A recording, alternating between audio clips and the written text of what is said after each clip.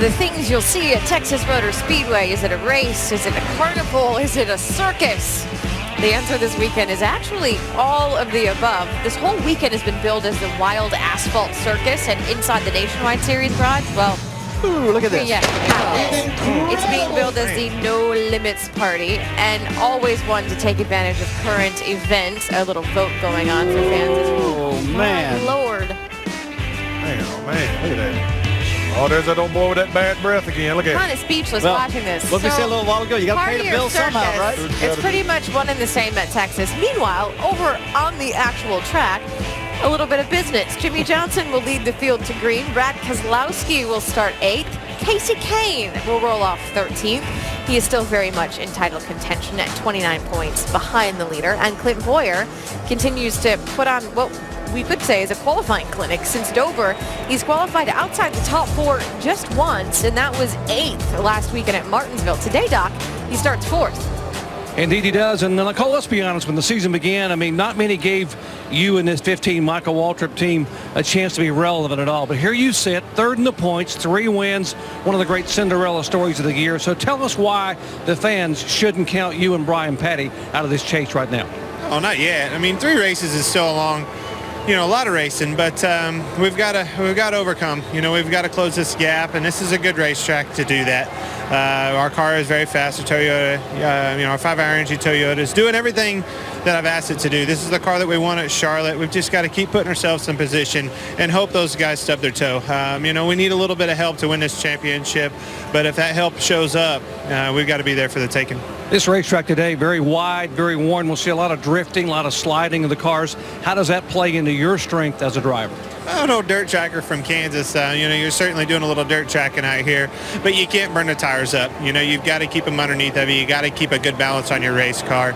And, that outside line was running well. The old saying goes, just like I grew up racing, you can't drive through them. You got to pick a lane that they're not running in, make your car work good. And that's why we focused hard on that middle line, the outside line, just trying to find some place where they're not necessarily, running well. So, going to be a long race. Lots going to happen starting in the heat of the day, working on into the cool of the night. So the track's going to go through a lot of changes. You just got to keep up with it and stay in track position. Hey, good luck. And by the way, thanks for being our in-race reporter today. Oh, yeah, we'll have fun. All right, if you want to log on to a question for Clint, you can log on to ESPN.com, key phrase in-race reporter, or you can tweet NASCAR ESPN, and maybe your question will be asked of Clint Boyer on the pace lap. Nicole? Well, some perspective here. In 2006, Jimmy Johnson trailed Matt Kenseth by what would have been 14 points under this point system. Johnson ended up taking the lead after this race in Texas. In 2007, he again took the points lead after this race in Texas. And last year, Tony Stewart gained 5 points on then leader Carl Edwards when Stewart won this race, and we all know how that one ended up. Tony Stewart went on to win the championship. Boyer and Kane are further back than that, but this is what I can't get over. Those two guys are not supposed to be here right now. As Doc mentioned, Boyer was not supposed to be revitalized into a championship contender when he went to Michael Waltrip Racing. And Casey Kane was 31st in points after the first 6 races of the season. What happened? Casey Kane, as I look at this and where we're at right now, and Kenny Francis, I just didn't think after their tough start that they would have the energy once we got to the chase to be competitive. They have done that, but I still think it's a long shot for them to win this. When I look at Clint Boyer, though, he makes my fork insertion prediction very, very nervous. He makes me nervous about it. This guy won't go away. He is fast in practice. He runs great everywhere we've been so far. And I'm telling you, he and Brian Petty could win this championship. It's got me nervous. And you know what? I think he's really getting irritated when people tell him, you're not supposed to be here. You're not supposed to be good. He rolls his eyes when people say that. We've even said that. Hey, it's a brand new team. Yeah. It is a good story. It's a brand new team put together, and they're really rock and roll and getting it done. Now, Casey Kane, on the other hand, here's a guy, Kenny Francis and Casey Kane, they flat know how to get it done. But when they came to Rick Hendrick Motorsports over there, hey, they were brand new. It took them a while to get their mojo. It took them a while to get going. And you were right. They were 31st in the points. And then they came on like gangbusters. They made it happen. I give those cats a mulligan for being slow at the start, but they're right now where I figured they would be. Yeah. Excuse me? Of course I was right. Hey, by the way, right. fork insertion. You two have been giving him a whole pile of And garbage he deserves for it, too. not sticking a fork in Casey Kane and Clint Boyer. But I just want to say, what happened last weekend to Denny Hamlin? Boy, I'll tell you. So, who looks like the brilliant person now? Because they're not out. Ray, would you like to stand in and defend My yourself? two fork happy she's partners defending here. Just saying, there's a point. You look at what's going on. I do agree with what Clint said 100%, though. I know that they're in, but I feel that it's getting late. They're running out of time. Today's the day. Today is the day. today's the But day. they have put themselves in a position where the 48 and the 2 have to falter in order for the 5 or the 15 to win this event. They've got to knock off a good third of that point deficit today. You know, so if they're not Here's the inside of problem. 20, if they're not inside of 20 not points, in it's going to be control tough. of their own destiny. Yeah, Correct. but guys, in order for that to happen, the 48's got to fall out. The 2 car's got to fall out. Is that going to happen? I doubt it. Probably not. But- But it could. It could, just like we saw with Denny Hamlin last week. Thank but you. I tell you, it's going to be difficult for Clint and Casey to make up those points. I really do agree with Rusty on that. But you are wavering on Casey- your fork. Casey's You got are me, wavering on your Clint's fork. got me nervous. I don't even Let's know go what's going on. downstairs and talk to Casey Kane. He's standing Clint's by got with me Dave nervous. Burns. And he needs 29 points to catch the leaders. So, Casey, at this point, how do you assess your championship chances? Well, we're still in it.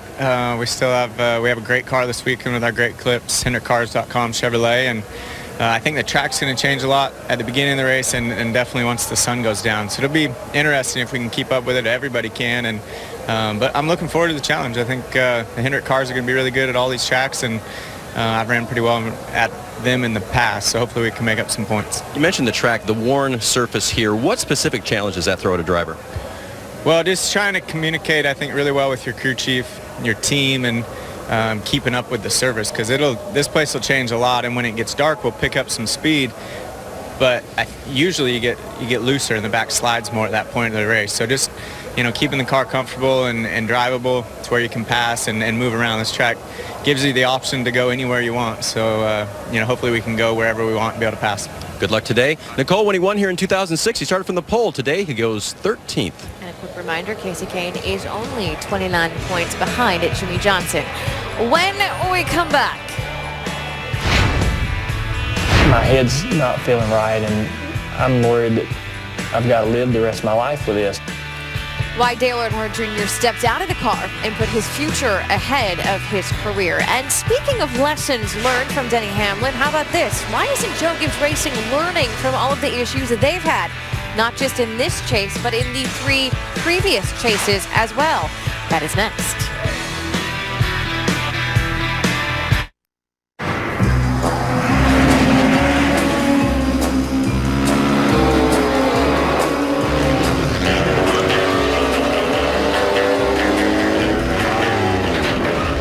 Goldfinger is my favorite James Bond movie. Casino Royale was pretty cool. They're all good, I mean, everybody idolizes being able to do all the things that he can do. He has all the gadgets and all the ladies. He doesn't get any cooler than that. Bond. James Bond. If I could have any gadget in my car, definitely an oil slick button. I'd have to say the oil slick button would be pretty nice to have. Oil slick out the back, that'd be handy. I'd have it like a laser to shoot a pinhole in their tire and it just goes slowly flat. Bond has an amazing reputation and had cool gadgets, great looking girls, and made us all want to be a Bond guy.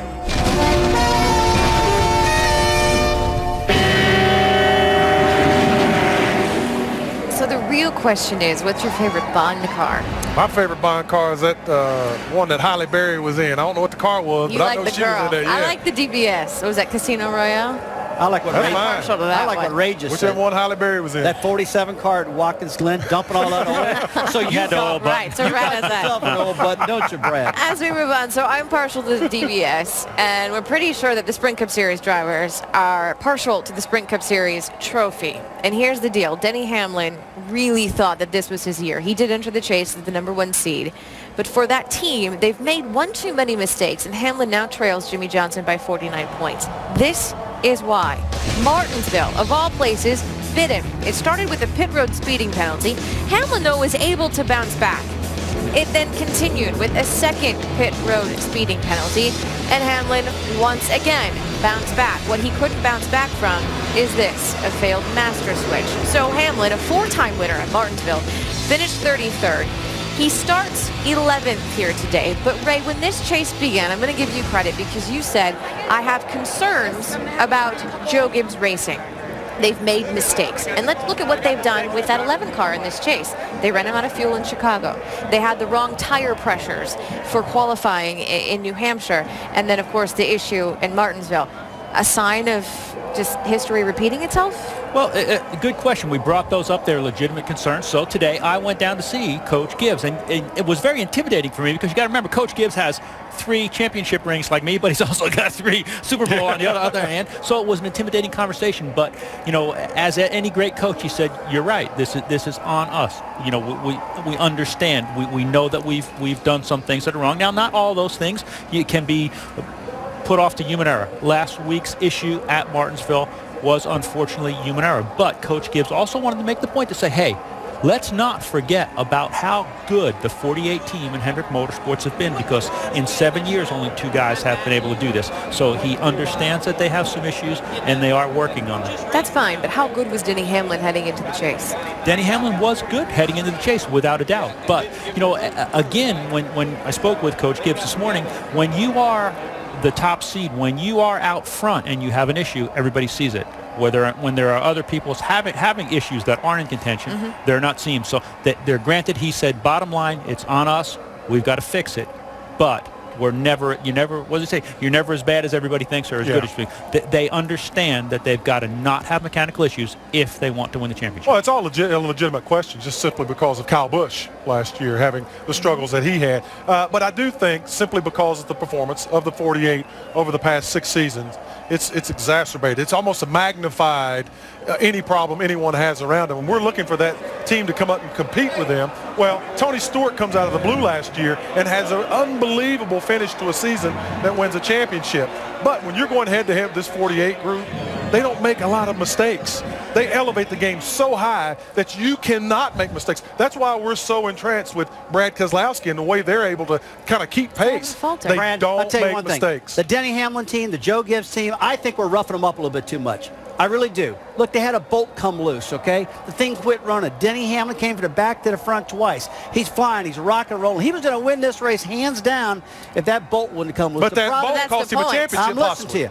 But the problem is they're having these mistakes at the wrong time. I don't want to sit and look at this team like they're just a big pile of mess. They're making all these mistakes. No, they're not. They're not making all these mistakes. They made a mistake. Yeah. They recovered from the deal in New Hampshire with air pressure problems. They couldn't recover from this one with the mechanical problem with the master switch. But look, they're running great. It's just killed them, though. But it's going to cost them a championship. It goes back to what Ray said about the 5 and the 15. Time is running out. Denny Hamlin simply ran out of time in this particular situation. He's done. Yeah. So earlier we were showing you some video of what all is going on around here today. Well, Kevin Harvick, not of his own doing, ran into a little bit of trouble with a parachute. He ain't got no luck. It's not the sandbagging we normally talk about. It's a sandbag. So check this out. Bam. Hit the car. We'll show you again so you can see exactly what we're talking about. There you go. It's the sandbag on the bottom of the flag. It hit the side of the 29 car to the point they had to take it off the grid, put it in the garage, and make some changes to it. Check out the damage. Yeah, on the left 9, side. the top of the 9. Kevin Harvick tweeted, never good when the day starts with a parachute weight hitting our car. Yeah. Welcome to 2012. That's Clearly, bad luck right there. He's had enough. It won't hurt the car, though. He'll be fine. Kevin Harvick, by the way, will start 23rd today. Coming up next, you can join our conversation on Twitter at NASCAR ESPN. Use the hashtag #PitStudio. And the one thing we always like to ask, from where and how are you watching the race today? Tweet us your seats. Check out these guys. It is a beautiful day out here in Texas. More propaganda. That's From great. the TV and from the outstanding. racetrack. Now coming up next, we talk numbers and why, try as we might, sometimes they just don't matter. That is the case for both Jimmy Johnson and Brad Keselowski. We'll explain that Dale Earnhardt Jr. is back at the track that got him his first ever Cup Series win. What has changed for him since 2000? That's when we come back. I'm glad old Junebug's back. Just so you can say Junebug. Back at Texas Motor Speedway, you're watching NASCAR Sprint Cup Series Countdown presented by Tire Rack. This track has given us 16 different winners in 23 races. Most recently, it was Greg Biffle shooting the guns and down in the cowboy hat in victory lane. And today, Doc, he'll start second. Well, Nicole, Greg Biffle certainly knows how to get it done here at Texas. And, Greg, today you start second alongside points leader Jimmy Johnson, who's got to stay out of trouble. So how do you take advantage of his possible vulnerability? Well, I tell you, he knows I'm half crazy already. So, maybe I give him a little bump there at the beginning or something, and maybe he'll let me go. But I was able to beat him here in the spring just by a little bit. Was able to put a pretty good move on him in 3 and 4. A long race tonight, and, we want to finish up front with a 3 and 4 Fusion, get it in victory lane again, and we got our work cut out for us. There's some fast cars, but we'll do what we can and try and lead that first lap. Hey, Greg, good luck to you. Thank you. Here's Dave Burns.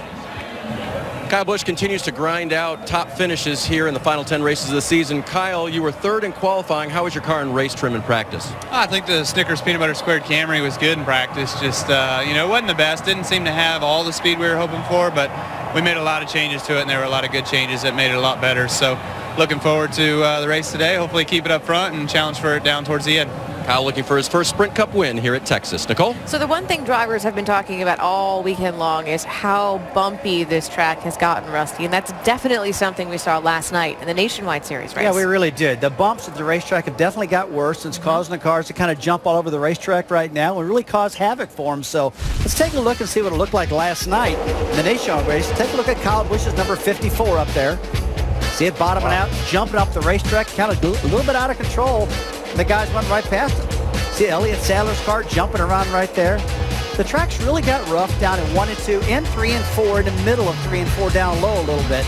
See Sam Hornish getting loose right there. It's really starting to cause a big problem. Tires were also a pretty big issue, and I know, Ray, you think there'll be an even bigger issue today. Well, tires are at speed difference, so when guys pit and put fresh tires on, obviously they're going to be faster than people who stay out. I also think that tires could be an issue at the end of a long run. We're going to see some long green flag runs here, so if people pit and at the end of a green flag run and we have a tire problem as a caution, we could catch some cars a lap down. So I think we could see some issues there. I also did a bit of Googling. So this race starts at 2:19 local time. Sunset here is 5:35 p.m. That means we will get a transition starting in the middle of the day. It's going to be night by the time we wrap this up. Yeah, I was talking to Trevor Bain earlier this week, who qualified really well and loves the speed of this racetrack. But the one thing that happens when that temperature falls as the sun goes down, it drops about 8, 9, 10 degrees. And what happens, the grip comes up on this in the racetrack. They've dealt with it all day throughout the sun. A slick, hard racetrack, tough to get a hold of. Now all of a sudden you've got a lot of grip, and we heard Casey Kane talking about it. You end up chasing the rear end of this race car because you're going so fast. We also could see some right front tire issues if we have these tremendously long green flag runs on this really rough, bumpy racetrack. So I said earlier that this track has given us 16 different winners. One of those winners is Dale Earnhardt Jr. Texas was his first ever win in the Sprint Cup Series. Today, he'll roll off 19th in his second race back after returning from 2 concussions in about 6 weeks. Remember, he missed the races in Charlotte and Kansas. This week, Junior sat down with our Hannah Storm to talk about his recovery and why he decided his future was more important than his career.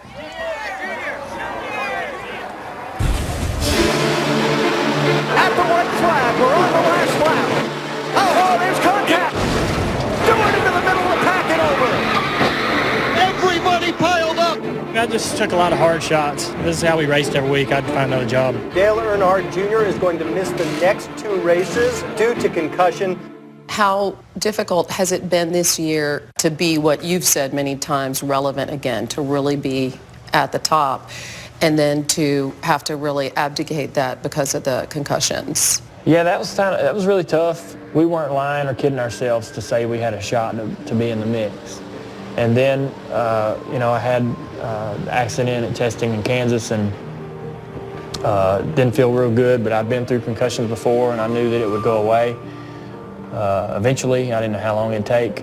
Once we had the accident at Talladega and I went to the doctor and I said, something's just not quite right. I don't care about race cars. I don't care about championships, and my head's not feeling right, and I'm worried that I've got to live the rest of my life with this. And if I was to race again and hide it more and have another accident, it could have been pretty tragic. So I'm glad I made the choice I made. Not just for you, but for someone else too, because if you're disabled in any way mentally because of a concussion in a sport that's predicated on split-second decisions and reactions, you're putting everybody at risk. How much of that did you think about? Well, I really had to be honest. I was pretty selfish about it. You know, I had the first concussion and went to the racetrack and competed. I felt like even at 80%, I was still good enough to do my job. Were you fooling yourself at that point? I don't think so. I think it's debatable, surely, but I felt like I was making the right choice for me, and I didn't feel like I was putting anybody in danger. Were you scared enough that even had you been leading the chase, do you think you would have made the same type of decision? No, I would never made that. No. If I was leading the chase, I think I would have had a hard time volunteering myself to doctors, for sure. That would have been a totally different situation. Where does NASCAR have to go with concussions to save drivers, I guess, from themselves, from long-term harm, and for the safety of the sport?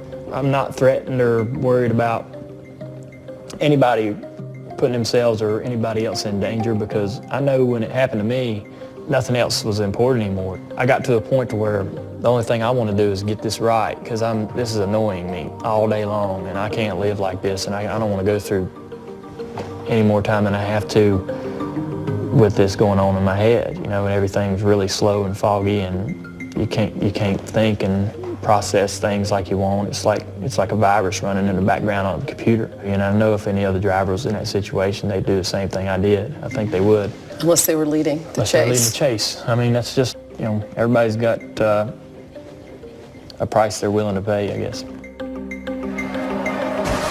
Dale Earnhardt Jr., after driver intros here in Texas, he will roll off 19th today. And you can see the rest of Hannah's conversation with Dale Earnhardt Jr.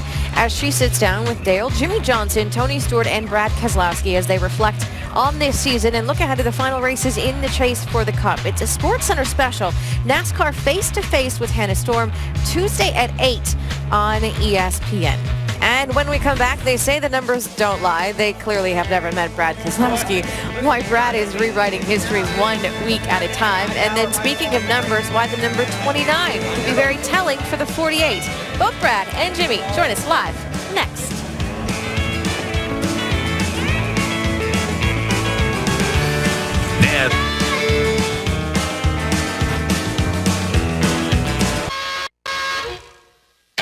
On the high prairie of East Texas, two men stand alone, each staring toward his rival, eyes sharp, hands steady. It's an old-fashioned duel between a couple of old-school racers. The cocky Midwestern kid, the California desert rat. Hands on your holsters, boys. It's high noon. We are only about 30 minutes away from the green flag here at Texas. It's race number 34 of 36. But before we get this thing going, I want to talk about number 1 and number 2 in the points. We like to look at history and use it as a predictor of the future. Now, history says a couple of things about Brad Keselowski. A, it says that Brad will struggle here at Texas because in the past, history, it's been his worst chase race. He's never finished better than 14th here. But B, Brad Keselowski has tied or better his best track finish 16 times this year. So according to that, Brad Keselowski will probably finish better than 14th in this race today. So Rusty, A or B, what's it going to be? Which one is the more reliable factor here? I think the second one, his 16 great runs that he's put together. I actually went down there. I walked up in the front of that truck and I talked to Paul Wolf. I talked to the entire team and they said, Rusty, take the numbers and throw them out, because this particular group of guys right here, we've only been together for 3 Texas races. We've had the fastest car in both practice sessions. We've qualified good. We've qualified 8th. We are going to flat fly today. Count on that. But they have definitely rewrote the record book when it comes to numbers. Yes, you know, I'm not a big numbers guy. No, you're you know not. that. We fight about that all the time.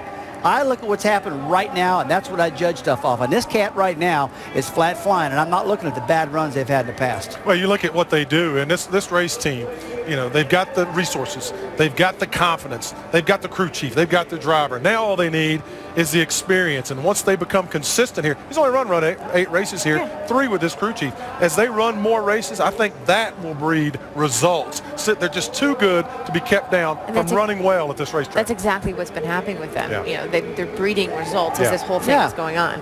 And guys, if you look at the curve, don't look at the numbers, look at the curve. That performance curve that Brad Keselowski and the 2 team are creating is going straight up. So as you said, the more he puts down those numbers, the more he's going to become a challenger. And that piece was really good because through history, there's always been a great champion, and along comes a challenger. And what's really cool is it makes both teams step up. Jimmy Johnson's numbers will continue to go up because Brad Keselowski's pushing him, and vice versa. We've got a great battle on our hands. Well, let's talk to Brad. He's standing by with Jamie Little. And his crew chief, Paul Wolf, just walks up. So Brad has an average finish here of 25th, yet you carry that confidence about you. Where does it come from? I don't look at that stat. I look at the stat of, the last 17 weeks. We finished in the top 10 all but twice and had strong race cars at tracks that are very similar.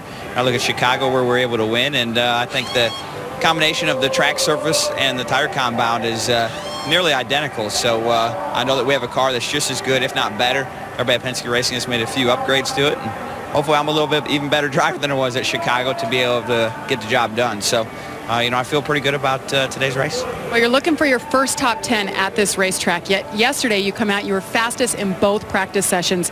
Where did you guys make the biggest gains for this race? Well, I think the engine department at Penske Racing has been working really hard and found us some small gains there. So I think there's some there. And then just with experience and time, I think we found some small things that make us a little bit stronger. So I'm excited to see those come into play. All right, well, he's got the confidence and he's having fun doing it. Let's go over to Vince Welch. Standing by with 5-time champion Jimmy Johnson, the points leader. Now, Jimmy, you've been in the position that Brad and Clint and Casey are in. Were chasing their first championship. What is the experience and the success that you've had previously? How does that help you, maybe give you a little bit of an advantage over these next 3 races? It helps manage emotions at times. But at the same time, your equipment and the people around you and the ability in which everybody executes at kind of sets the tone. So if you have a good car and a good weekend going, it doesn't have as much of an impact. I think it shows up more if you're struggling, trying to fight through something, and that experience will play a better hand for you. But this is still racing. You've got to go out and run the race, and got a lot of pressure from some really great race teams. And I don't know how to weight it. I feel really good about our chances, and I know my team's going to give me 100%, and I'll do the same today. And our goal is to get that Lowe's Chevrolet victory lane. A lot of variables here: the track conditions, fuel mileage, the tire wear, etc. What's top of mind for you right now? Oh, it's going to be an exciting day. The track's been slick. This track's evolving a lot, towards the direction of Atlanta even. High tire wear, very slick, a lot of slipping and sliding. So not burning your stuff up, burning your tires up, I think it's going to be key today. Thank you, Jimmy. Jimmy Johnson, he led the most laps and finished second here in April. He starts from the pole today, Nicole. Thanks, Vince. Remember earlier when I said 29 could be telling for the 48? Well, here's another set of numbers. Jimmy Johnson has 1 win in 29 races at a 1.5-mile track. Wow. That last win was at Kansas last year in the Chase. That said, he has finished second 6 times. So here are a whole bunch of numbers. I'm not asking for a number now. I'm just, kind of am. 2 or the 48. That's what I'm going to ask for. When this day is over, who will be leading the championship? Jimmy Johnson right now has a 2-point lead over Brad Keselowski. So will it be Johnson or will it be Brad Keselowski? In my opinion, Brad Keselowski is going to retake the point lead over the 48 car Jimmy Johnson. Not by much, but I've talked to this guy. He is so focused and so ready to go and unshakable at the moment. I predict the 2 car will retake the lead. I think that Jimmy Johnson and that experience comes out of this race today with the lead. I think the guy that has the most points at the end of the day will have the lead. Dude. Well, you got one guy on the pole. One guy wins both practices. Come on. Jimmy Johnson or Brad Keselowski. I'm supposed to be Switzerland, not you. When we come back, Alan, DJ, and Andy, and they'll jump into the mix for pre-race ceremonies and 334 laps from Texas. Don't go anywhere. Jeff Gordon, right? 1 second. For years, multitaskers around the world have given 1 second a bad rap, wielding their smartphones like a samurai and flexing that index finger. Let's face it, they've embarrassed the whole concept of time. And just like a cold wind blowing, can you feel me coming to you? But then came the chase, where 1 second is the difference between oblivion and champion. Jimmy Johnson, come to victory lane. Think about this. The distance traveled from here to there is 1 second. F48, we got his number. 1 second on pit road will crush your dreams. I can't believe that few car came back. I can't. 1 second with only 3 races left is more than precious. Everything's f***ing haywire. It's paramount. Boss man, you the leader. 1 second is the moment you've been waiting for your whole life. I believe, man. See, the chase made us believe in 1 second again. The Father Time is kicking back with a stogie and a smile. The poor boys, blinders on, head down. Because out here, 1 second means 1 second. Time to win a race. Time to win a championship. Time to go racing at Texas Motor Speedway in race number 8 in the chase for the NASCAR Sprint Cup. ESPN live on the scene from Fort Worth. And the command to start engines is coming up in just a little while. Alan Bestwick joined by the 2001 Texas race-winning driver Dale Jarrett and champion crew chief Andy Petrie. Jimmy Johnson just echoed the sentiments that I heard throughout the garage yesterday during the final practice, that this could be a really interesting and exciting race. Yeah, the drivers love this racetrack, and you heard a comparison already made about Atlanta. This racetrack gives you a lot of different grooves to race in and race on. It's extremely rough, very slick, but the drivers love that type of competition that they're going to get here. But it's going to be a racetrack that's going to change a lot throughout these 500 miles. They're going to have to really keep up. Yeah, that's the thing. That teams like this as a challenge, it's going to change a lot, like Dale said, and keeping up with it and predicting how this racetrack's going to go is going to be paramount. And a lot of teams are up for that challenge, and that's the one thing that makes it fun to race here. Yeah, looking forward to a fun race today in Texas. And while we have fun in Fort Worth, we're certainly mindful of those back on the East Coast, New York, New Jersey, Connecticut, and elsewhere who are still struggling with the after effects of Hurricane Sandy. Martin Truex Jr. has stated that all of his race winnings today will be donated to hurricane relief for the victims of that storm. Certainly Truex with an excellent race car in practice, and he starts 5th in today's race. And we'll keep an eye on that and wish Martin well as he tries to support those back in his hometown. Not only are the victims of the storm on the mind of Martin Truex Jr., but they'll be part of today's opening ceremony as we go trackside here at Texas Motor Speedway. Ladies and gentlemen, at this time we ask that you please rise and remove your hats as the Shepherd Air Force Base Honor Guard presents our nation's colors. Please remain standing as Dr. Roger Marsh from Texas Alliance Raceway Ministries offers today's invocation. Heavenly Father, we pause here at the Great American Speedway to give you praise and thanks for your power, for your love.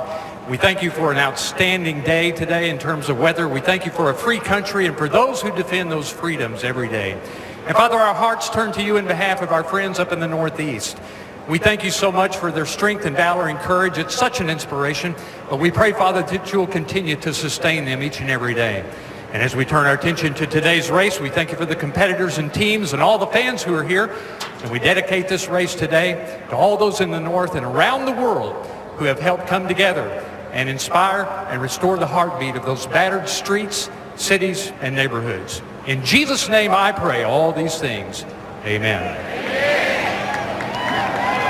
And here to perform our national anthem, please welcome the TCU Marching Band.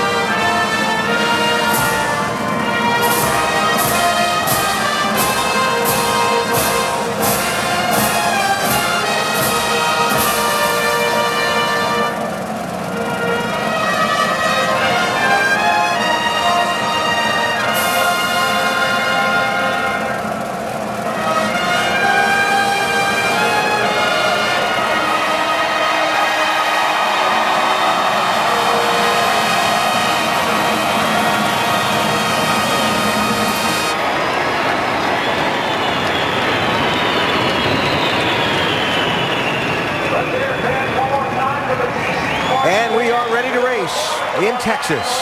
Which driver does the six-shooter celebration in victory lane after 500 miles? And which driver leaves Texas with the championship lead? We begin finding out when the engines fire next. Who would you rather be, the hunter or the hunted? Where would you rather be, looking into the rearview mirror or filling it up? How would you rather race? Catch me if you can. Look out, here I come. Which is best? That's the beauty of it all. We won't know until we know. After last year's epic championship fight that came down to a most wins tiebreaker, we're setting up for another classic as we enter the final three races of 2012. The AAA Texas 500 from Texas Motor Speedway, the next chapter in the championship story, the engines firing in just moments. Let's talk championship. Jimmy Johnson said at Martinsville that you're going to have to win races to win this championship. Well, after Martinsville, Johnson and Keselowski have gotten a little separation from Clint Bowyer, Kasey Kahne, and the rest. So are the 2 and 48 racing each other, or they still have to go for wins? I think after last year's championship, these guys still have to go for win. That could be the determining factor. So you better get as many of those victories as you possibly can. On the other side of that, don't lose sight of these guys in third and fourth. Clint Bowyer and Kasey Kahne are very capable of winning at these last three racetracks. They could find themselves right back in the middle of this championship battle. So winning at all costs. Yeah, the way that they distance themselves from the rest of the field was that they're at an extremely high level performance-wise. To beat each other, they're going to have to win. I believe they're going to have to win races. Whoever wins the championship is going to have to win some of these last three races. The last couple of races here at Texas Motor Speedway have set new track records for fastest race speed. The last three races, the longest green flag run at the end of the race from the last yellow flag to the checkered. It's been a long one. How's that going to affect the race today? Well, I think you're going to see these championship contenders, they do a good job of adjusting their cars, but they're going to have to do that because this track's going to change a lot. These long green flag runs will really test that and how your car will react to that. But I really believe, though, that the 2 and the 48 do a really good job of keeping up with it. Yeah, and you're going to have to, as a driver, you're going to have to manage two things. The tires on the race car, because this racetrack will wear them out. If you try to go too hard, too quickly, the other is going to be fuel in that situation. We know the 2 is a little bit better than the 48. Will be interesting to see what happened. Clint Bowyer won at Charlotte by saving his fuel. Yep, he did. And in the April race here at Texas, Jimmy Johnson led the most laps, but got passed in the final 30 laps by Greg Biffle, who went on to win the race. How's this one going to play out? Will there be a late twist? Who comes away with the trophy at the end of 500 miles in Texas? It's time to start finding out as we go trackside. The cast of the TV show Dallas to start them up. Ladies and gentlemen, it's race time in Texas. Drivers, start your engine! You got a copy, buddy. Bring it up when you're ready. Rick, can you go to the truck? Oh, you've been the last couple of weeks. I don't know why. Powered up there.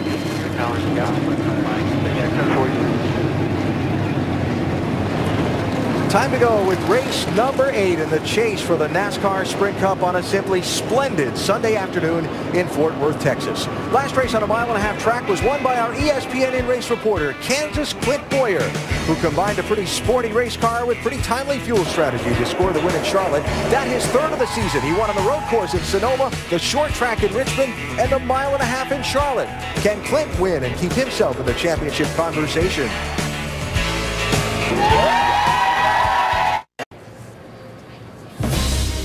Race number 8 in the chase for the NASCAR Sprint Cup.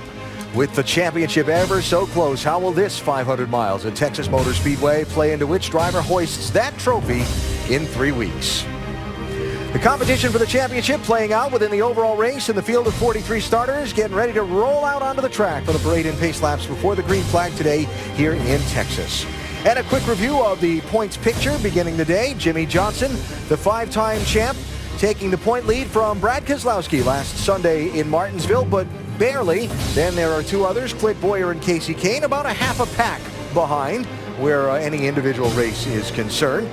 And Kahne, someone to keep an eye on for today's win. Yeah, no doubt about that. He knows how to get the job done here, and he knows that's what he has to do to keep himself in this battle. Looked to me like he had a pretty sporty car in yesterday's final practice. Our ESPN in-race reporter today is that third-place driver in the championship, Clint Bowyer. He's starting in 4th. Hey, Clarence, Dale Jarrett with ESPN. These mile-and-a-half tracks at the beginning of the year weren't really your strong suit, but you've certainly come around with the victory at Charlotte, a strong run at Kansas. Did you get this race car where you can win today? I think so. This is the car we won with at Charlotte. Done a really good job of working hard, helping me out on these mile-and-a-halves.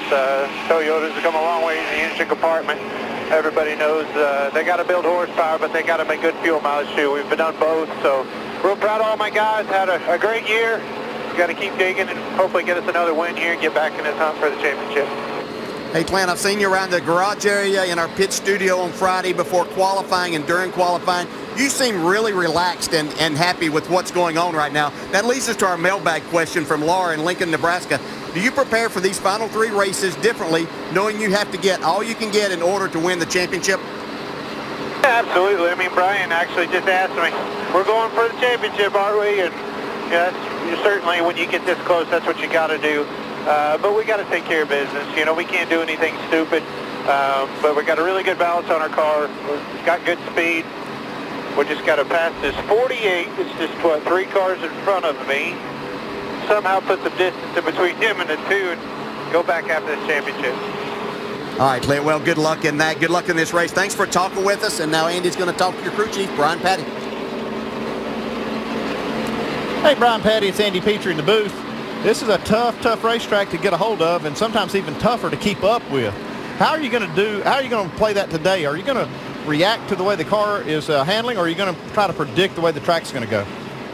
Well, 12 months ago, I wasn't even at the racetrack, so I watched this on TV. So just living off some notes. The guy's done a good job engineering to give me all I asked for here. And obviously it's hot and warm here, kind of like the first practice yesterday. So we had some good notes there, had good speed in the first practice. And then when it cools down, we kind of know what it's going to do. So we'll try to stay up with it. Okay, well, good luck with that. Maybe we'll check in with you later, see how it's going. Thanks for talking to us, Brian. Thanks, guys. And Quicken Loan shows us that Clint Boyer has been amazing in this chase for the NASCAR Sprint Cup. Very solid, average finish, win. Done everything you can ask. Got himself in that position now. And sound like he's got a game plan for trying to gain some points today, too, when you talk to him there. Our over-the-wall camera today is with Nick Sutton, Jackman for Landon Castle's number 83 team, huddling up with his guys. Have a good day there, Nick. Thank you. And a look at our ESPN high-definition onboard cameras that'll take you inside the action today. Brad Keselowski has got the Dodge on board, the championship leader. And Casey Kane has got the Sprint camera. Good day, buddy. You guys had a heck of a year. This is your kind of track, so get her done, baby. Mr. H on the radio there. Denny Hamlin has the Fresh from Florida Gulf Seafood camera. And Clint Boyer with our 5-hour energy on board. There's Jeff Gordon with the Goodyear camera. Good luck today, Jeff. Go get them, man. Yeah, thank you, man. I feel good about it. I'm excited. Sound like the boss man's making the rounds. Kevin Harvick has got the Ream on board. Left side door repaired from that skydiving incident. Jimmy Johnson with the Lowe's camera. Jimmy, one thing to remember here. The outside of the pit box is the white line. Here, the white line, not the concrete. So your right side tires are going to be on asphalt. There you go. Chad Knaus in there. And Dale Earnhardt Jr. has got the Chevy on board. And as we close in on the green flag, we check in on pit road with Vince Welch. Well, Alan, it's tough to put in perspective the disappointment of Kyle Busch and this 18 team and what they've experienced this season. Missing the chase, well, you just can't erase that frustration. But a win in one of these final 3 races or multiple victories down the stretch would go a long way toward easing the pain. 4 times this season, Kyle's led the most laps, but hasn't brought home a win in any of those races. They hope to change that today. Dave Burns? Dale Earnhardt Jr. wanted a top 10 finish at Martinsville last week to help erase the recent medical layoff that he had had. Instead, they finished 28th and now looks at Texas to, quote, do it the right way. And they've got a chance. Even though they start 19th, crew chief Steve Letarte told me they had speed and enough balance in the car to where they made hardly any changes for this afternoon's race. And his last 3 finishes here at Texas, all top 10s. Jamie Little. When Jimmy Johnson took over the points lead last week, some people counted Brad Keselowski out and said, well, that's the nail in the coffin. His championship hopes are over. Well, in typical Keselowski fashion, he laughed it off and let his driving do the talking. On Friday, he had his best qualifying effort during the chase. And yesterday, he was the fastest in both practice sessions. He has some tricks up his sleeve. Dr. Jerry Punch. Yeah, when Jimmy Johnson assumed the chase points lead after last week's win at Martinsville, he re-entered a comfort zone. When you've won a championship 5 times, you're more accustomed to being the guy chased or hunted. Now, Jimmy Johnson and Chad Knaus can now play to their strengths. They know they got the best driver and best pit crew on pit road. They know if they just don't make mistakes, and by the way, Chad can't let this become a fuel mileage race because that may be one of their few weaknesses. Alan? Race number 8 in the chase, Doc. Underway, green flag in Texas.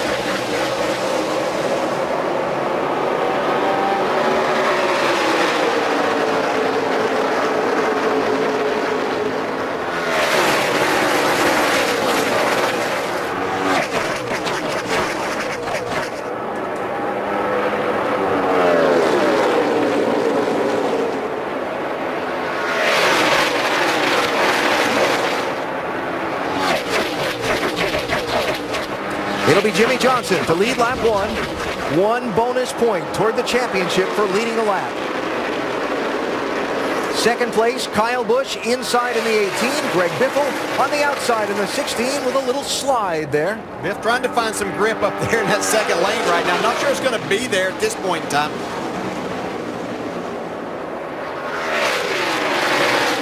Truex 56, Boyer 15, Carl Edwards 99. The front 6 broken away just a little bit from 7th place on back. Carl Edwards has been so good at this Texas track over the years, and what a long dry spell for that 99. Yeah, it's just be a great track for him to wake up out of this whatever dream he's been in and not winning races. It's been so long. You know it's going to happen. It could happen today. Here's Clint Boyer chasing his teammate Martin Truex Jr. Now you'll have to ask ourselves and keep an eye on this. Cars that are good right now during this first 100, 200 miles of the race, as this racetrack changes, are they still going to be able to keep up with the racetrack and be good when it comes time to win later? Yeah, we saw last night Kyle Busch got out there a long way the first run, but then after that he just wasn't able to keep pace with the other cars and Kevin Harvick. Speaking of Kyle Busch, he's in second now. I think he's someone that these chase drivers are going to have to deal with here. He's had a great chase. Unfortunately, he's not part of it. Here's a look back through about the first 15 cars. Jeff Gordon, 24, just overtaking Kurt Busch in the 78 for the 15th spot. On board with Jeff. Just get such an incredible sensation of speed here at this track. I don't know. It's just like the layout looks a lot like a lot of mile and a half, but you just really seem to get a more sensation of speed. Maybe it's all the bumps and character that it has. Denny Hamlin, Trevor Bayne, 11 and 21. Hamlin moving by, and then just that little bobble up the racetrack, but Bayne couldn't cut back underneath it. I think it's the entry into these corners where you go from a flat straightaway, the banking. You don't enter it until you're carrying a lot of speed, 200 miles an hour down into it, and you don't pick up all of that banking that you need, and that really gives you kind of an uneasy, loose feeling entering turns 1 and 3 here at this racetrack. That's what makes you feel that sensation of speed that you were talking about, Andy. Jeff Gordon trying that wide line. I talked to Alan Gustafson yesterday, and he said this is turning into our kind of track, like Atlanta, where the tires fall off. The driver has to search around and find the grip that matches his car's handling. He said we could be tough tomorrow. Almost everybody I talked to in the garage did liken this racetrack to what Atlanta is, and it's really become that. And I think that you see a lot of people that were good at Atlanta will be good here. Jeff Gordon was one of those. And checking back in on Carl Edwards in 6th, trying to take 5th away from Clint Boyer.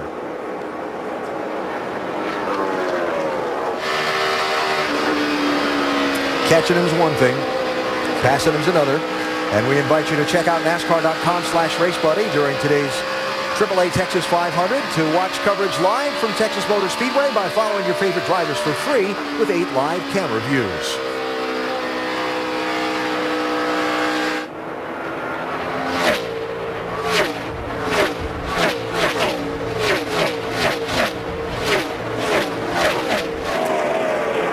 Dale Earnhardt Jr., Eric Almirola, Jeff Gordon, 13th, 14th, and 15th there. Look at Gordon's car doing that little dance over those bumps in turns 1 and 2. Yeah, a lot of the goodies gone off these tires already. They're like a second and quarter slower than they were on their fastest lap. which means these tires have given up quite a bit of grip pretty quick.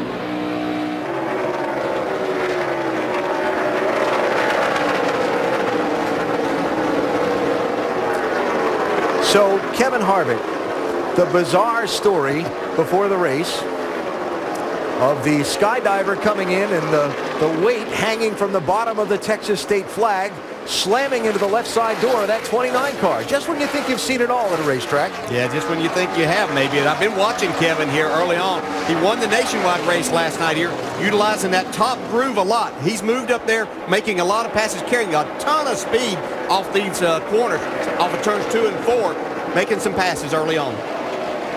Kevin started in 23rd position, Dave. He's running in 23rd. And, of course, they didn't have to give up that starting position. NASCAR allowed them to go back to the garage and repair this car. Front tire changer Jason Pulver worked on it. He's a body hanger at the shop, normally changes tires here at the track. And I asked the engineers if it would have made any difference if they had to leave it. They said they might have lost a couple of counts of downforce off the left rear of that car, and that would be traction. So they definitely wanted the opportunity to fix it. Now, it certainly was unusual. I know, Dale, you've hit a door at a racetrack that was left loose one time, tore up the front end of your race car. There's all kinds of things that happen, but I'd never seen the skydiver make a difference in a race car here. Well, you're about to see it again. As if you missed it earlier, what happened to Kevin Harvick as his car sat on the grid before the race? Watch the black thing hanging at the end of the flag there, the sandbag, bang. It was different.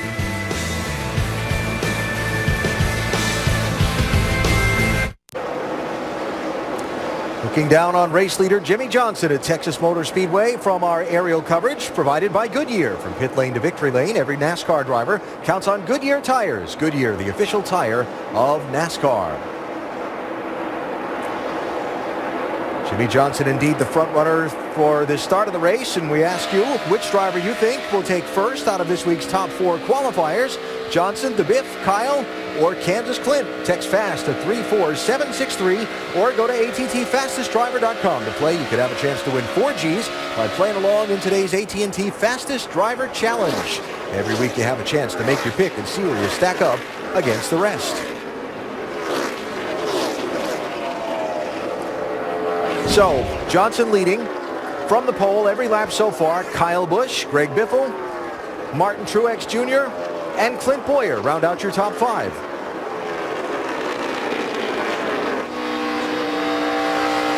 Let's check down to the 15 pit with Vince.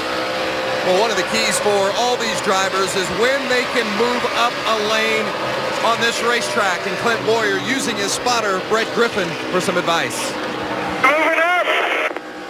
Not any higher than you are. The 24 is starting to play a little bit higher, but he didn't get a good run yet. He's straddling the bottom seam. Griffin continually updating Bowyer on where the other cars on the track are and how their car happens to be handling. He just advised Bowyer, if you straddle the seam in 3 and 4, you're going to get a real good run off turn 4. Keep an eye on it. Yeah, it's always nice that you've got a spotter and a veteran spotter like Brett Griffin that can look at these other cars, do his job with you there and help you out a little bit, because it's hard to see around you and know that if there's cars coming from behind maybe in particular that might be utilizing a different groove, and you could give that a try. Spotter stationed high atop the grandstand roof here at Texas Motor Speedway.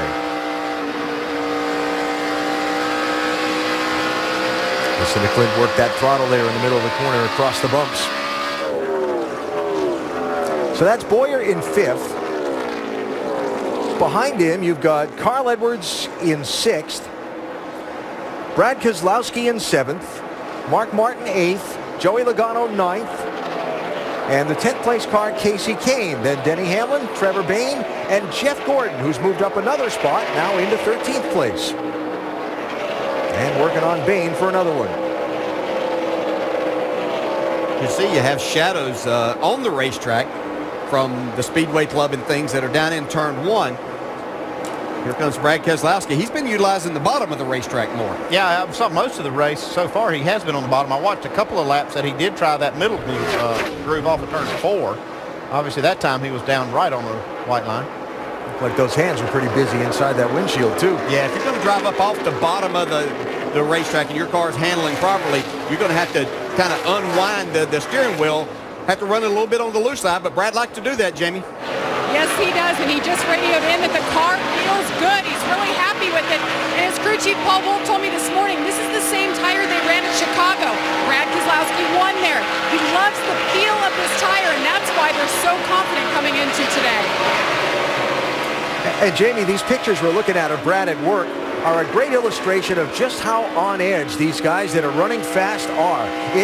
Sometimes when you look at these onboard cameras, it looks like they're out for a cruise, but these guys are working hard behind the wheel at this track at these speeds. Yeah, you really have to, and the speed is the key thing. And again, with the 24 degrees of banking in the corners, it really flattens out off of turns 2 and 4. It's a handful for the driver. And oh yeah, you add the bumps and the lack of grip that you have here, makes it a hard day's work.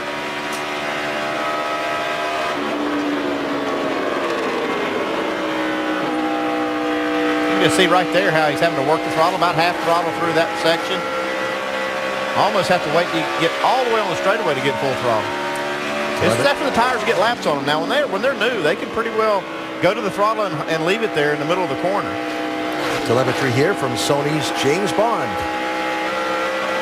Bet you Brad would like to have a couple of those other switches in his car that Bond has in his. Now, he might have some very similar. You see how he's flipping them back and forth on the straightaway. They got fans in these cars all over, actually, on just about every corner that they can turn on and off. And when they do that, it changes a little bit of the aerodynamic characteristics of the car. They don't want to be using that unless they. It's not going to hurt the performance, say, on the straightaway. To close, they want to close those things on the straightaway, and then in the corners they can open them up to cool the different things like the gear or the brakes or whatever. And they're doing this already in the race. Oh yeah, you'll see Brad do this pretty much the whole race. We've seen Jimmy Johnson do it a lot too when we're riding with him. Well, Keselowski moving up a little bit in the early going, while Jimmy Johnson is moving out. Just what he's done since the start of the race. He qualified on pole position, and he's led every lap so far. The 5-time champ and championship leaders starting the day in pursuit of title number 6. Just 50 miles in at Texas today. A little early going domination by Jimmy Johnson as the race leader, and we invite you to stay tuned for NASCAR nonstop coverage during the second half of today's race, presented by Nationwide Insurance. While you ride with Jimmy, enter now for a chance to win a Jimmy Johnson personalized 2013 Camaro ZL1. Plus a Daytona 500 race weekend for 2. Visit wincamarozl1.com now to enter. On throttle, it's like I need to be patient. Let the left rear fall off the fender of the wheel well. Get on the track before I charge the throttle. Yeah, I think what he's talking about there, some of these tricks they use in that rear suspension, has a lot to do with the way you use the throttle and how that reacts mechanically with the car. And I think that might be what he's talking about. I was talking to Steve Letard a little bit in the garage this morning, actually, about how that you have to drive that setup a little bit differently, and that they kind of watch the throttle trace, and some of the teammates will actually look at each other's throttle trace to see how to do that. A couple of green flag pit stops here. Sam Hornish Jr. was in just a few laps ago from 20th place stock. He's back out on track now. What'd they find? Well, Sam drove the Nationwide race last night and thought he had a good feel for the car. And he radioed, I think I got a right front tire that's worn out. The car very tight, and thought he was dragging the right front. Now, we're going to show you the right front tire that came off. You can see the numbers here. The wear indicators still showing on the tire, indicating the tire has plenty of tread left. But Sam felt the vibration of the tire might be going down, and at these speeds, could not take a chance. So they made a track bar adjustment and put on 4 tires. All right, Doc, so Sam out in 38th place now, a lap down to the race leader. Bobby Labonte was also just on and off pit road for a green flag stop. Yeah, usually if you have a vibration in these cars at these speeds, it's not going to go away. So the best thing is, it's unfortunate that they didn't find anything there, but on the other side, it's always better to be a little safe. So Jimmy Johnson there in the 48 with a 2.8 second advantage over second place Kyle Busch. Couple of lap cars there, and then your runner-up driver. Car's pretty good. Little snug center. I'd leave it alone. Copy on that. The plan for the first pit stop for the 18. Hey, you're talking about being a little snug. That's not a bad place to be at this point of the race. If you get too loose here, you can't go at all. We saw a lot of cars last night that just kind of lost the handle to the loose side and just could not keep up. Yeah, and as this racetrack cools off, and what we saw last night is that it is going to get freer for these guys, more loose. Paul Menard on and off pit road. Matt Kenseth sliding back in the opening laps. Vince, what's up? Yeah, Kenseth really been fighting a tight condition since early in the race, and you mentioned sliding back. He started 10th, currently is 19th. His team up on the wall, getting ready for his first stop coming up shortly. All right, Vince. So keep an eye on the 17, who took the green flag in 10th place. Quickly coming up on what will be the first full round of green flag pit stops. We'll come back to the Texas Motor Speedway. Jimmie Johnson is the race leader. Monday.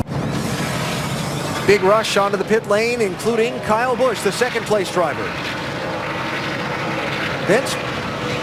Kyle missed his box coming in, guys. They had to back him up, so it's going to be a long pit stop for Kyle Busch in this 18 4-tire change for Busch. Yeah, that clock didn't show just how much time they cost themselves there by missing that pit stall. Got tangled up with a car that was leaving his pit stall. Vince, here's Clint Boyer. Clint Boyer doesn't want any changes with the car. They've just been searching around on the line. Says a tick snug in the center, but otherwise it's pretty good. Doesn't want him to mess with it. 4-tire change in Sunoco fuel. Now they're going to make a late chassis adjustment. Jamie? Jeff Gordon said that his car was a little loose off, but really, really tight in the middle of the corner. So they'll make adjustments for Jeff in the 2014 Sunoco fuel going in. Jamie? And Tony Stewart saying he's tight center and very sensitive getting into the corner. 4 tires, fill it up with Sunoco fuel. You watched him wipe the grill. He's down, Vince. There's the 56 of Martin Truex. Truex is going to get a 4-tire change, fill it up full of Sunoco fuel. Says the car is okay. They haven't made any chassis adjustments to it here on this initial stop. Martin Truex, one of the fastest cars here all this weekend, and they like it so far. Jimmie Johnson, the leader, not yet having pitted. Yeah, one reason he might not be pitting yet is that 2 cars running second. If he pits, he'll give Brad Keselowski a bonus point. And Denny Hamlin with the long trip down the pit lane, 45 miles an hour, the speed limit today on the pit road for safety. And Hamlin in front of Don. Talking about it's all about winning races now after the problems last week in Martinsville. Then he said we are loose in the one, but we are tight everywhere else. Going to make an air pressure and chassis adjustment. There goes the left rear chassis adjustment. Got to get it full of fuel, top it off with Sunoco fuel. Left side tires going on, trying to get away under 14 seconds, and he does. Jamie. And Brad Keselowski, you saw him sawing that wheel, but it's just the way he likes it. Said the car is good. 4 tires, they'll fill it up with Sunoco fuel. You saw the wrench go in the back. They did make a wedge adjustment to help it a little bit. He was getting a little tight as it ran in. Meanwhile, Jimmie Johnson on the right-hand side of your screen. Car 48 pitting at lap 48 and headed down toward Dr. Jerry Punch. This would be a scheduled pit stop. Jimmie Johnson saying doing pretty well. Chad Canals keep reminding baby those rear tires, baby those rears. Gentle coming in. Nice, perfect stop. Jimmie said the car had started to get a little bit free in turn 1. And Chad Canals told me this morning, I've got to stay ahead of the racetrack. That's why you see the adjustment going in the left rear now. Got to tighten the car up a little bit. Don't want him to get too free. Jimmie down and away. So that just about cycles everyone around. Ryan Newman has not pitted yet. He's the race leader. We should see him in shortly in this 39 car, and then that'll complete the cycle of pit stops. Now, Kyle Busch lost a lot of ground on the pit lane. We talked about, Andy, you talked about that. Let's show you what happened. Yeah, just he's trying to turn into his pit stall. You can see Matt Kenseth just coming out of his stall. That was a really good move by Kyle, not to cause an accident, but it cost him a lot of time here. As you can see, it took a good while for them to get back inside the stall to make the stop. Yeah, there's a lot of time lost on the racetrack in comparison to where he was running.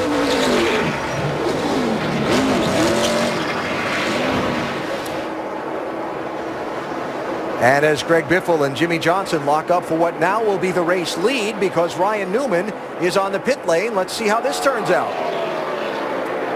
Johnson lost some time by staying out there and trying to keep the 2-car, Brad Keselowski, from getting that bonus point of leading a lap. Jimmy gave up a little bit of time, able to get back to the lead now by passing Biffle. He did stay out long enough, though, to force Brad Keselowski to pit 1 lap sooner, and so he did not get that bonus point. 48, 2 back. So Jimmy Johnson started this cycle of pit stops with a 4-second lead over Kyle Busch. Kyle's now 16 seconds behind in 10th, and it's Greg Biffle who's in the number 2 position, past 50 miles here in Texas.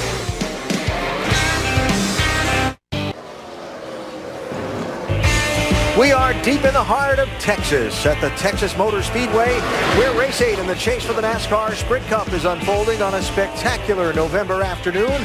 Kyle Busch with a noteworthy hiccup on pit road in the early going. He and Matt Kenseth tangling, while the top 2 in the championship, Jimmy Johnson and Brad Keselowski, continue to run well. Johnson leading almost all of the laps so far, while Keselowski runs in the 5th position. Caution free to this point in the race, and through 1 cycle of green flag pit stops. These 2 cars appear to be pretty evenly matched on speed so far. Yeah, from what I've seen, I'm just watching the lap times as they came off the pit road. Right now, they're almost identical. Looked like Brad was a little bit quicker on the new tires, but I think Jimmy might have been in traffic, so it wasn't a good gauge. Yep.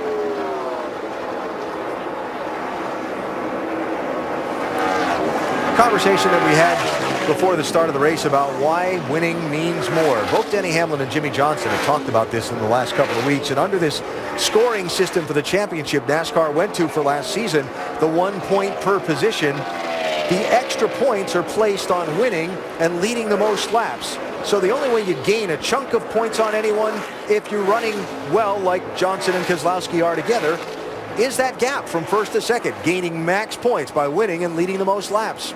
Yeah, it makes it very important because the rest of the spots are just 1 point apiece. It doesn't matter how far up you go. If you're not the winner, you don't get that gap of points. No, the only other way to gain a point anywhere is by leading a lap. You're obviously not going to get that for the most laps. So it is about winning, and Jimmy Johnson and this team certainly know that better than anyone else. Look back through the top 5. You saw Johnson, you saw Biffle. Here's the 3rd place runner, Clint Boyer, just ahead of a group of cars, including his 2 teammates, Martin Truex Jr. and Mark Martin, with Brad Keselowski in the mix between them.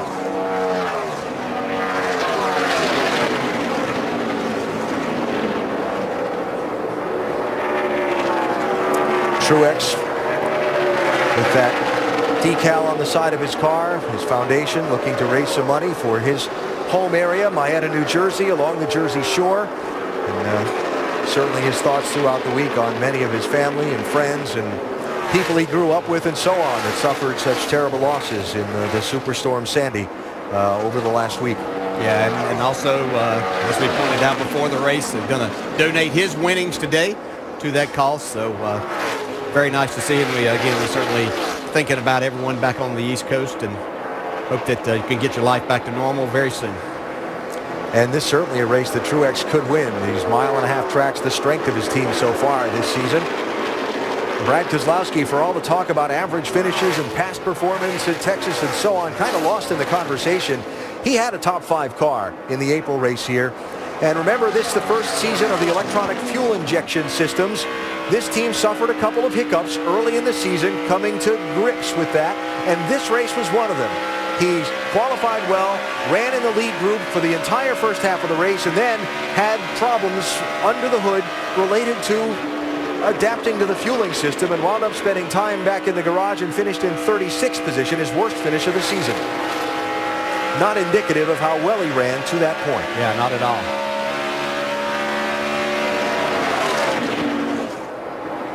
Now he's running well so far, hanging in there in the number 5 spot. But the guy he's chasing for the championship is in the lead. Jimmy Johnson leading all but 2 laps. And 67 laps complete.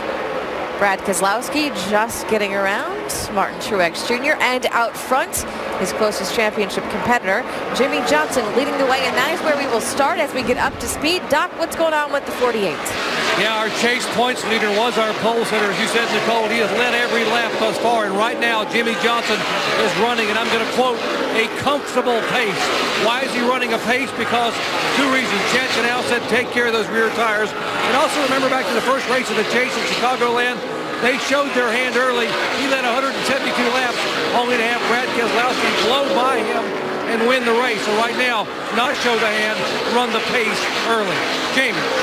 And Greg Biffle running second, started this race second, and coming into the weekend, he said, I want to take some attention off the 2 and the 48 by winning this race. Well, they brought back the same car they went to victory lane with in the spring, and so far today, it's been pretty good, Vince.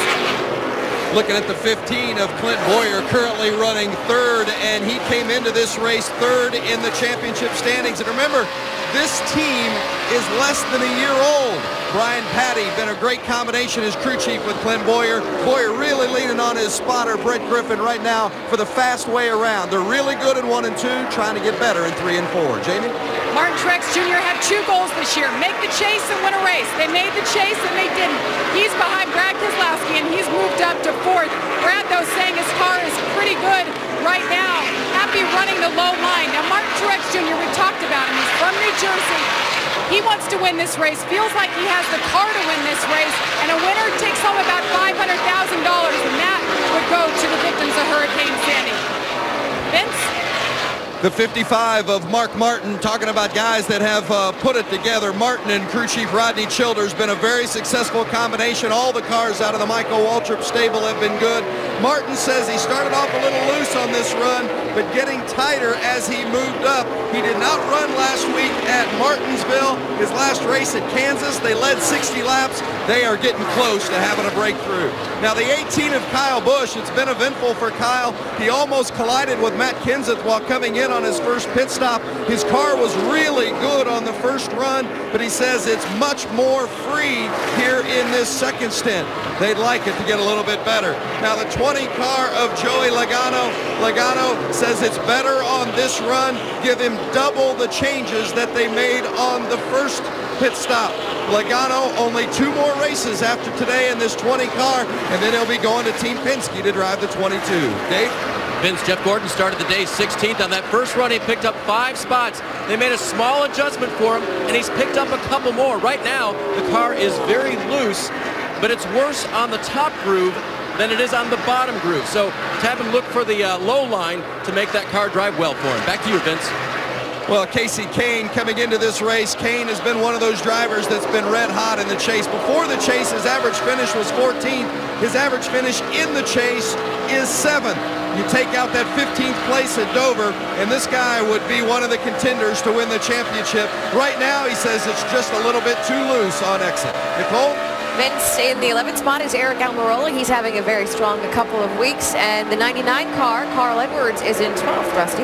Yeah, the 99 car, Carl Edwards, is a car I've been looking at quite a bit. I mean, here's the guy that tied for the championship last year, but this year has had a really tough year. As we get late in the year right now, he really needs to right the ship and get this team turned around. This particular track here at Texas, guys, in my opinion, is the style of track that he can really get up there and win this race. He's strong. He's running 12th right now, but the car seems like it's getting faster and faster as the run goes on. So Carl's got to stay working on it and end this year on a high note. Yeah, and I'm watching, the guys up front. Jimmy's obviously dominating this race. Clint Boyer, though, consistently runs one of the 2 or 3 fastest laps on the track, lap after lap. After the last 20 laps, he's been 1 or 2 quick. So if he can just get track position, get himself up near the front, somehow, some way, shape, or form, he can go head-to-head with that 48 car, I do believe. I don't know. I'd say you got to keep your eyes on the 18 car as well of Kyle Busch. He had that bad pit stop, fell from 2nd, back to 10th, but look at him now. He's running 6th. Yeah, he has certainly a fast car, one of the fastest cars. Unfortunately, any problem in the pits under a green flag stop loses you a lot of time on the racetrack. It not only put him back into 10th, he's driven back up to 6th position, but he's now 10 seconds behind Jimmy Johnson. The other issue that he has is his car's handling differently because it's a little bit back in traffic. They've got to make sure they don't over-adjust that car because it was so good at the beginning of the race in clean air. He's 10 seconds behind Jimmy Johnson because Jimmy Johnson is really stretching his legs on the field right now. He's led from lap 1. We are 77 laps completed. Is 48 out front with a 4.5-second lead in Texas.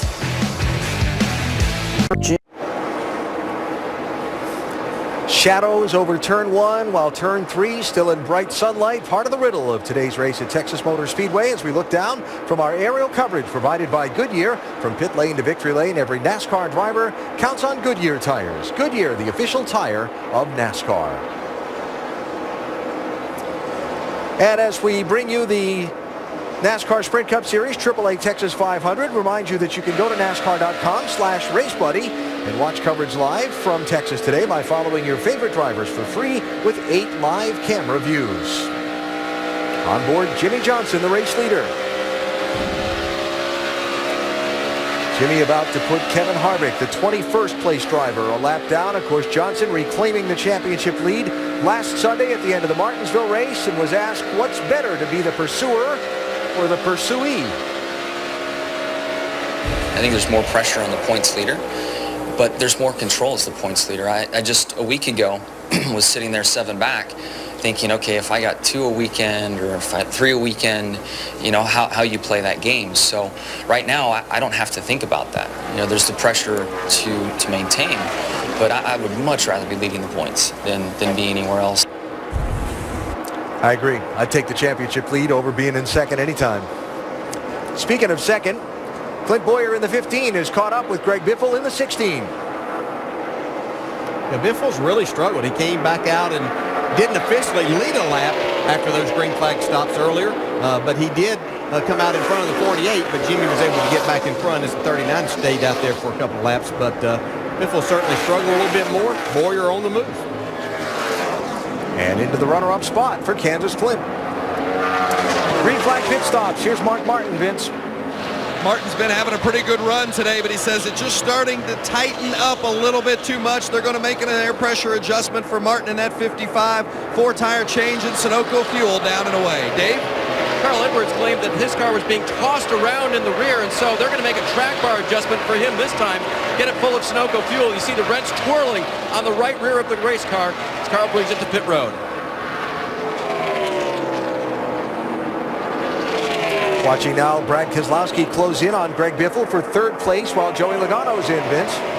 Logano's been running well. He and Jason Ratcliffe starting to hit their rhythm. 4 top 10s in the last 7 races. Another pretty good car today. It's a little too free in and off, so they made an air pressure adjustment with those 4 tires. Dave?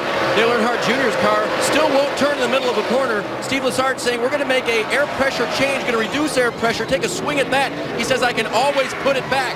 So this might be a major air pressure swing for Junior. Vince?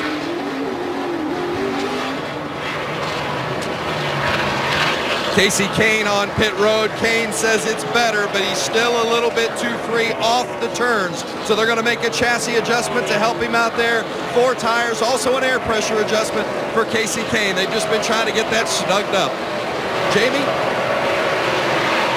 And Kurt Busch in this 78, he's made his way into his pit box. Best qualifying effort he's had since being with this team now.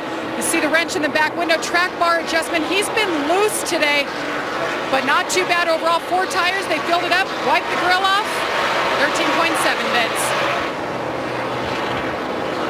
For Matt Kenseth, came into this race having won 2 of the last 4. He says it's just not turning any better on this run. Still too loose in the front, making an air pressure adjustment in the right rear and taking a shim out of the left front. There's that move there. 4 tires and Sunoco fuel for the Kenseth car. Jamie? Martin Truex Jr. in the 56 just said he needs more front grip, so they're not going to take a huge swing at it this time. They're just going to make an air pressure adjustment, which they already did before they went over the wall.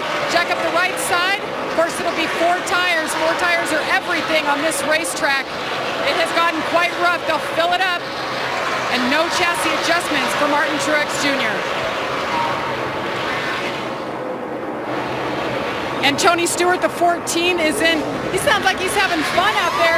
The car's getting a little bit tight in the center, but said the longer they go, the better the platform feels. So they made a chassis adjustment, 4 tires. Meanwhile, Brad Keselowski, who came in sideways in his pit box there, 4 tires, said it started to plow just a bit. No big swings at it, though. around 13 flat. Jimmy Johnson not yet having pitted. Here comes Clint Boyer, giving up second place, Vince. Boy, he has been so good today. His car has been bad fast, especially down in turns 1 and 2. They really liked it. They made a very slight chassis adjustment on the first stop. No adjustments on this one. Just 4 tires and Sunoco fuel for Clint Boyer. And you see Jimmy Johnson hitting the pit lane. 92 consecutive green flag laps of racing on top of the 234 consecutive laps of green flag racing in the April race here. Here's Denny Hamlin in, Doc. Yeah, loose in, tight middle, tight off, and as Jimmy Johnson goes by Denny Hamlin, they've already changed right side tires on the 11 car. Now go to the left side. Let's check on the 48 pit stop. Jimmy Johnson said the car is starting to work a little bit loose this time. So once again, Chad Knaus trying to stay ahead of the racetrack, ahead of the curve, so to speak, making a minor adjustment, left rear, 4 tires, and Johnson's away.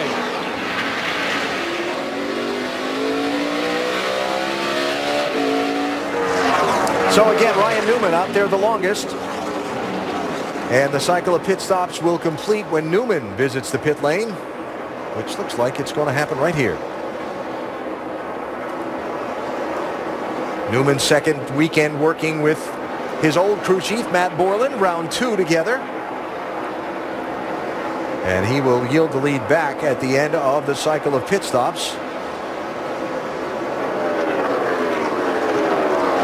to Jimmy Johnson right there. Doc?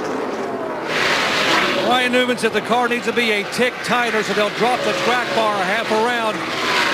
Only the second race for Ryan Newman here with Matt Borland, reuniting Matt, who was crew chief for 4 years, and they had 12 wins together. Left side tires going on, getting it full of fuel, and now the 39's away. So the second round of green flag pit stops completed. Jimmy Johnson now with Brad Keselowski running in second after the exchange of pit stops.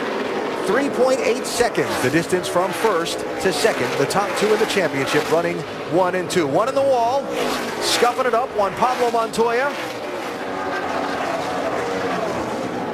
No caution. We're in defense. Brad Keselowski got a good look at that one.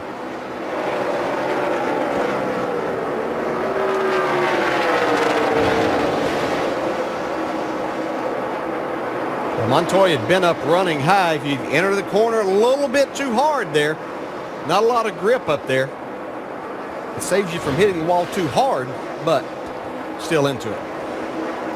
Well, 2 rounds of green flag pit stops for the drivers and the pit crews. Not much chance to catch your breath and regroup, and especially under green flag conditions, that work of the pit crews is big. Here's Nick Sutton. Back up, over the line, back it up. All right, there we go. Landon got to the wall a little bit, which tightened us up. We had to back him up over the line right there. Sorry, you still got to feel it strong, get it tight right here. A little misfortune right there, but you'll have that in big time auto race.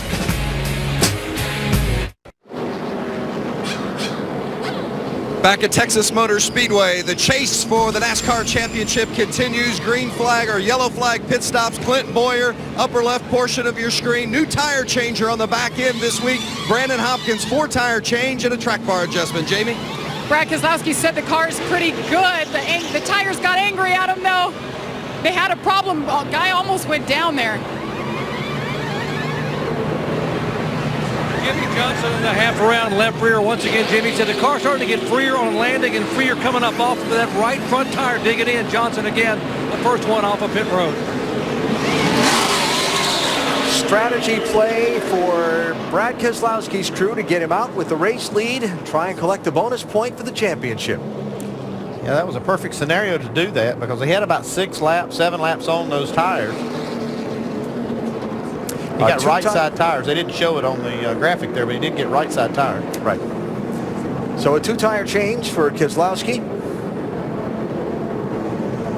They were just on the pit road at lap 91. This was 10 laps later.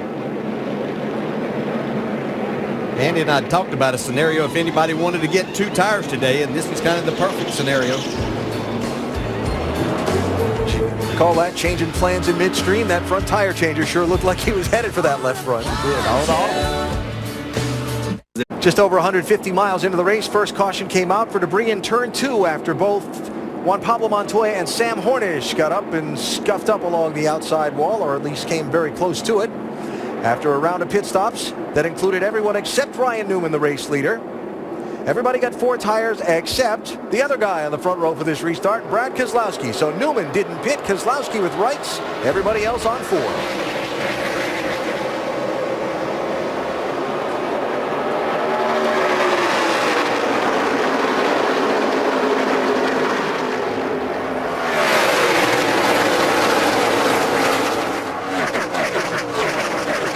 Look at that driver in the 2.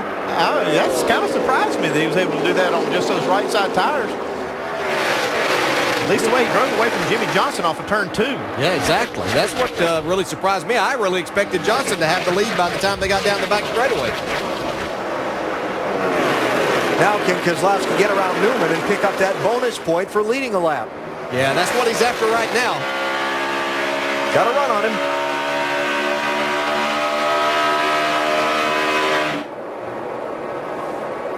No contest. Yeah, he wasn't going to be denied this time.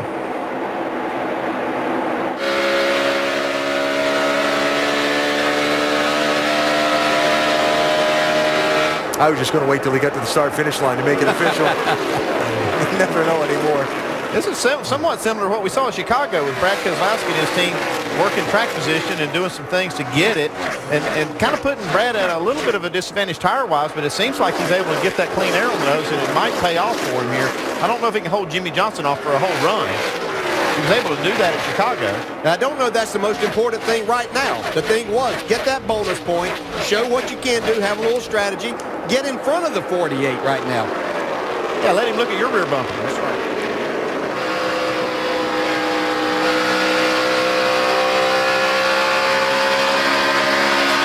Clint Boyer after Ryan Newman.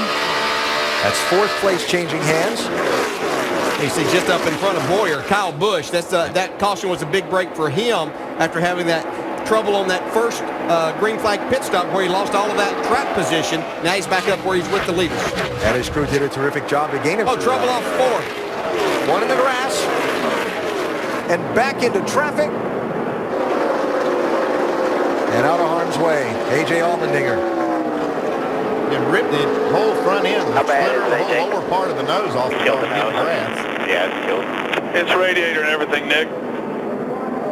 Guys are under the garage here. Second caution coming out. Allmendinger, 28th position, a lap down. And had trouble off of turn number 4.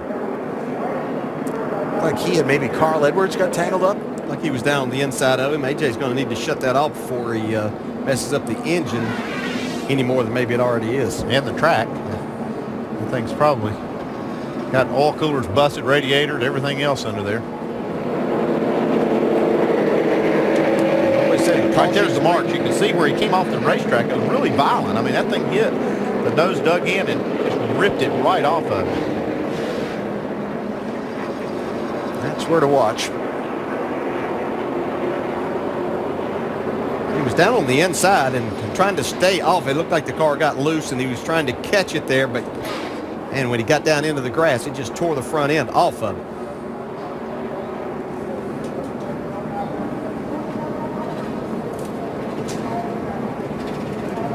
Right there's where I thought it was going to really go bad with all the traffic coming through that quad oval.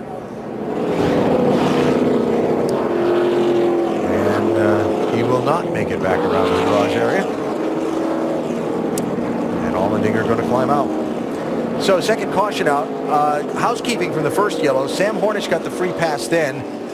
Half a dozen cars took wave arounds to get back onto the lead lap. Trevor Bayne, Casey Mears, Danica Patrick, Jamie McMurray, Bobby Labonte, and Travis Kvapil. And now a split agenda coming to pit road for this caution. A lot of those wave rounds, it's a big break for them. There was a ton of those cars the last time we went green, and they'll get in here and get new tires. And it looked like 10th place Mark Martin was the first one to make the break from the line. And a lot of these not only want more tires, but they want to make some adjustments to these race cars. Obviously not handling to their liking right now.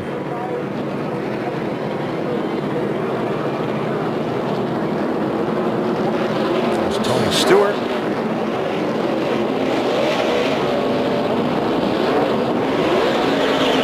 Marcus Ambrose there on the pit lane. Sam Hornish. And more.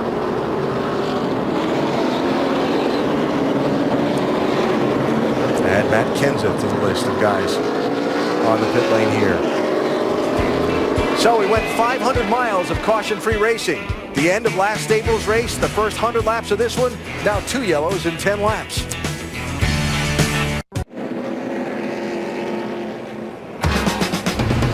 We are 1/3 of the way into the NASCAR Sprint Cup Series, AAA Texas 500. Reminding you to go to NASCAR.com for all your latest NASCAR information.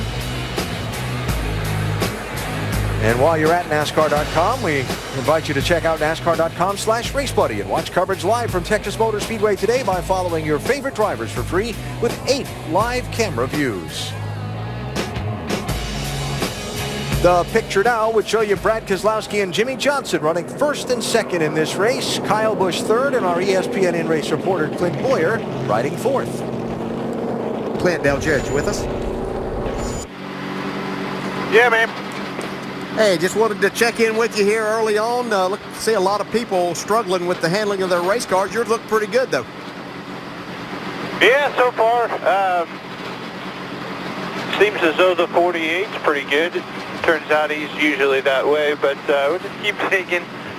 It's a long ways to go. We're just making laps right now. You never know what's going to happen at the end of this thing. Just got to stay in position, keep up with the racetrack. See a lot of shade here on the front straightaway getting into one. Got to make sure we stay with the track, keep this track position, and see what happens at the end of this thing. Hey, Clint, we've seen you move around throughout a run. What kind of dictates that? Just the handling of your race car, or just searching for as much grip as you can possibly get? You know how dirt racers are. We're all over the racetrack looking for grip. I've been on the bottom. It seems like it's moved around where I find the grip. I mean, looked like I was, felt good in the middle, and all of a sudden starts floating the nose, getting tight in the middle. So I moved up a little bit higher, found some speed, got bored with that. So I moved back to the bottom and just kind of having fun right now. All right, man, you keep having fun. Thanks for talking with us. Clint Boyer riding in fourth position, our ESPN in-race reporter today. The man heading the pack got there with the help of a little strategy call from his crew chief, who's with Jamie Little. Yes, he did. So you guys opted. You took an audible, took right sides only. You were able to hold off Jimmy Johnson the first time. Is the car good enough to hold him off a second time? Well, I guess we'll have to wait and see on that. But so far, the first 100 laps of the race, we felt pretty good about our car. Just, riding back there fourth and fifth and slowly working our way to the front. And saw this as an opportunity to get the lead and see what we had in the clean air. So we chose to do that. And, the important thing is to continue to keep up with the track as the temps start cooling down here. We'll need to make sure we keep up with that. All right, thanks, Paul Wolf. Let's go over to Duck Punch. Listen, with Chad Knaus, and been a pretty uneventful day for the 48 team. Chad, other than getting a little bit free, I haven't heard Jimmy say much about the car. Pretty pleased so far, it seems. Yeah, Lowe Chevrolet's running really well today so far. Jimmy's done a great job, and Dick Crew's doing a really solid job. We're a long ways away from the end of this thing, so just staying on top of it and understanding what the racetrack's going to do as we transition into the evening hours, that's going to be key. So right now we're just trying to log some miles and get to the end of this thing. 2 tires, but the 2 cars surprised you at all? No, nothing really surprises me much anymore. All right, Chad Knaus. Alan? Maybe a skydiver hitting the door of your car with a sandbag would surprise you, but not a strategy call for 2 tires. Still cleaning up. Still cleaning up under the caution.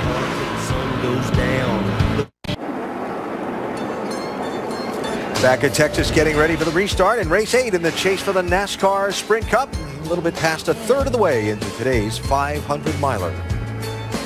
Let's take an inside look and get unlimited access to the NASCAR Sprint Cup Series. Brought to you by the NASCAR Sprint Cup mobile app and truly unlimited data on the Sprint network. Jimmy Johnson has led the most laps so far today. By the way, Jimmy Johnson has also turned the fastest speed today.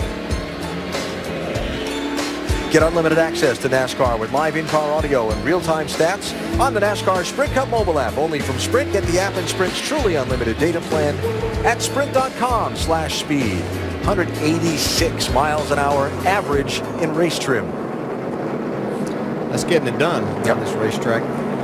Just added a lap to finish checking the track and making sure they got everything picked up they wanted to with all the oil and oil dry that was put down and whatnot after A.J. Allmendinger's crash off of turn 4 a couple of minutes ago. The Dinger has gone, his car has been towed to the garage.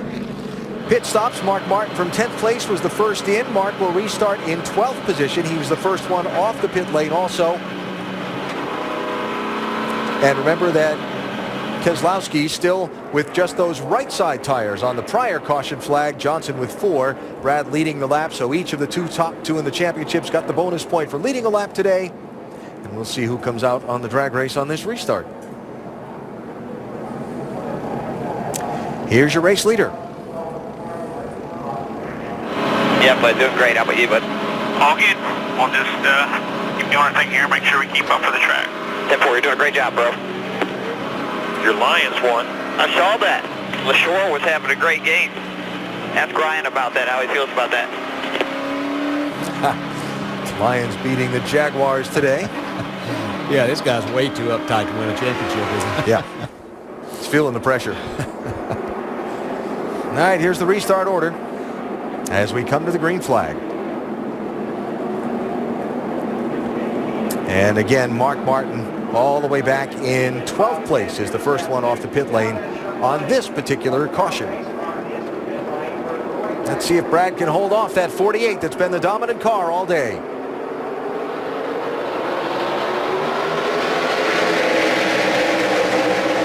Jimmy's going to get a little help from our in-race reporter. Trouble. Bobby Labonte. And the caution flag is out. Juan Pablo Montoya also smoking heavily at the back of the field. We're done.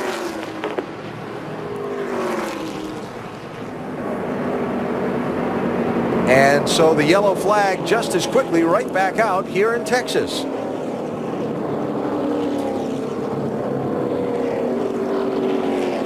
can see the front end tore up on the 42. Now, what may have happened there is that 47 could have laid down in front of him with something wrong, and Montoya may have gotten the back of it. Well, he really got the front end of that car all torn up, huh? Well, you see the back of the 21 tore all to pieces. I don't know if that was triggered by the 47's problem or not.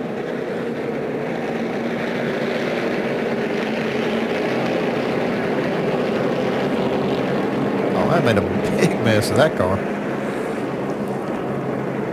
Well, just as quickly we go back under the third caution of the race. And they have a ton of work to do to get that 42 car back in drivable condition. Oh, my. Once again, it's the grass that got Montoya as he tried to dodge. I think he caught almost that same spot that Allmendinger went off. It's just very abrupt when you get to that grass right off the asphalt. See things stacking up there with Carl Edwards and the 21 of Trevor Bayne and Bobby Labonte. That's where the smoke came. Bobby Labonte got in the back of the 21. And then Montoya, as he tried to dodge all this just a few rows behind, got into that grass, and that's what tore the front end off of his. And just a chain reaction. Must have busted the oil cooler on the 47 where we saw the smoke coming from. Well, that one wasn't as it first appeared. But the end result is 2 cars are back in the garage, Montoya and Labonte. And Trevor Bayne's team's got some work to do on the back end of that 21 car. He's coming to the pit lane under the yellow flag right now.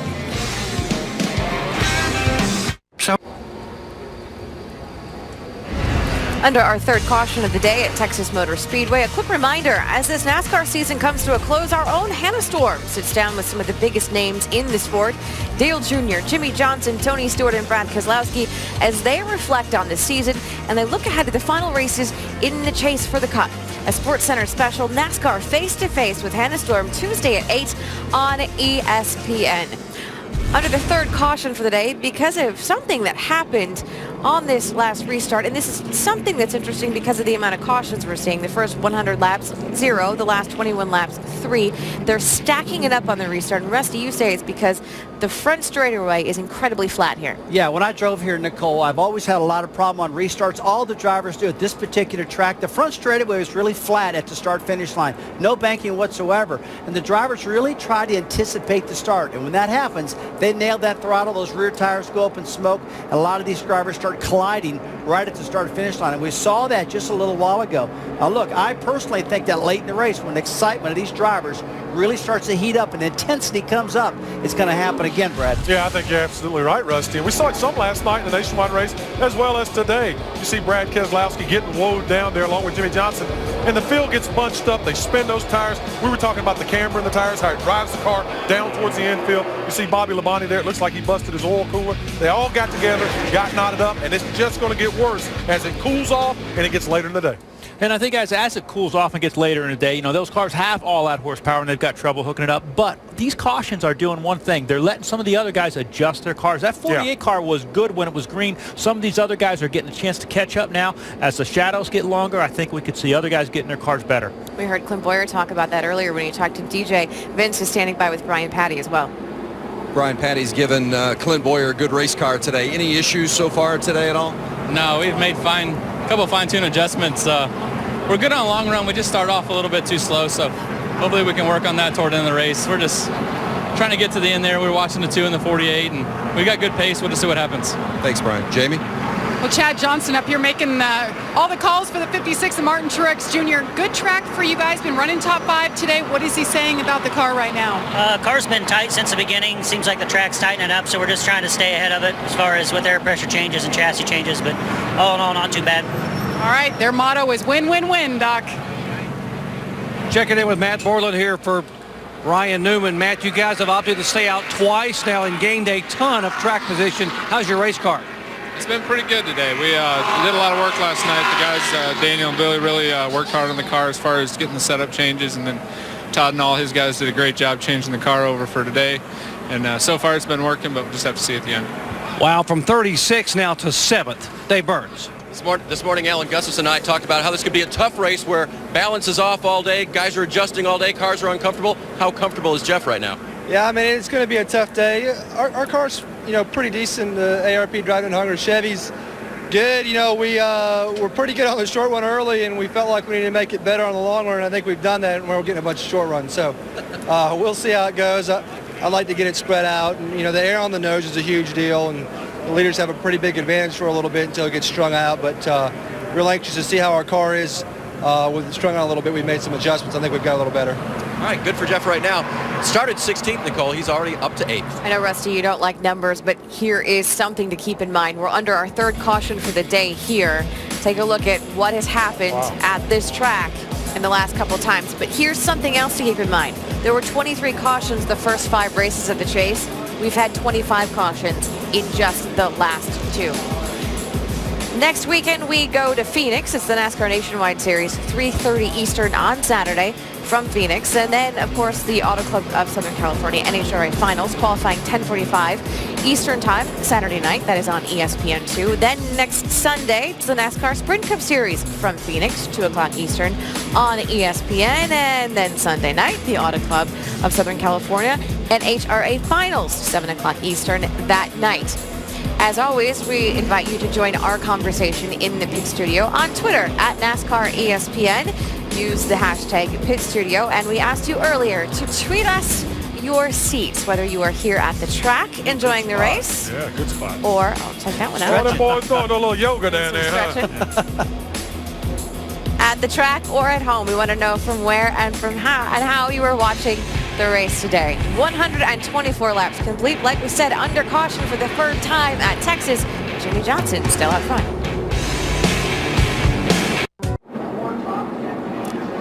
Back at Texas Motor Speedway, the NASCAR Sprint Cup Series, AAA Texas 500. Field getting the 1-to-go signal now after a race that ran almost its opening 3rd without a caution flag and now has had 3, and a couple of them really long ones in this last little bit. They're doubled up to go back racing. Championship leader and race leader Jimmie Johnson has chosen the outside lane. NASCAR going back and through its scoring loops, seeing that the 48 was ahead of the 2 at the time of the caution flag. So Jimmie in control of the restart. Brad Keselowski finds himself running 2nd. It's like a circus out here. Yeah. Well, lots of green and then a long yellow. Kind of weird. I'd call it a halftime break, but we're only about a 1/3 of the way into the race. Yeah, just a break. Yeah. Matter of fact, in just a few more laps, we'll hit 200 miles of the 500. in today's race. So, big picture, if you're just joining us, Jimmie Johnson has dominated. He's led 107 of the 127 laps. Brad Keselowski's team made a right side tires only pit stop call at lap 101. Got him the lead, so they are even on bonus points in the championship today. Kyle Busch in that 18 has come back from an almost collision on pit road on a green flag stop that cost him a lot of time. He's running in third, and Clint Boyer started fourth. He's running fourth as the pace car hits pit road, and we get set to finally go back green flag racing. Let's see how long we do.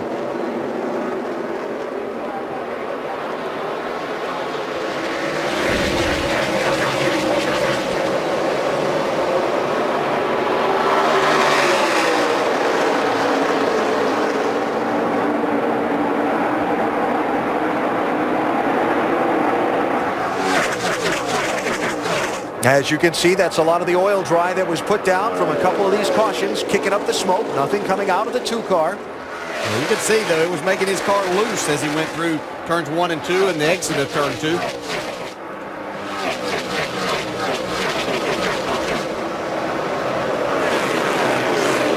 Fourth place here, Truex 56, Kyle Busch 18, with Ryan Newman right behind him.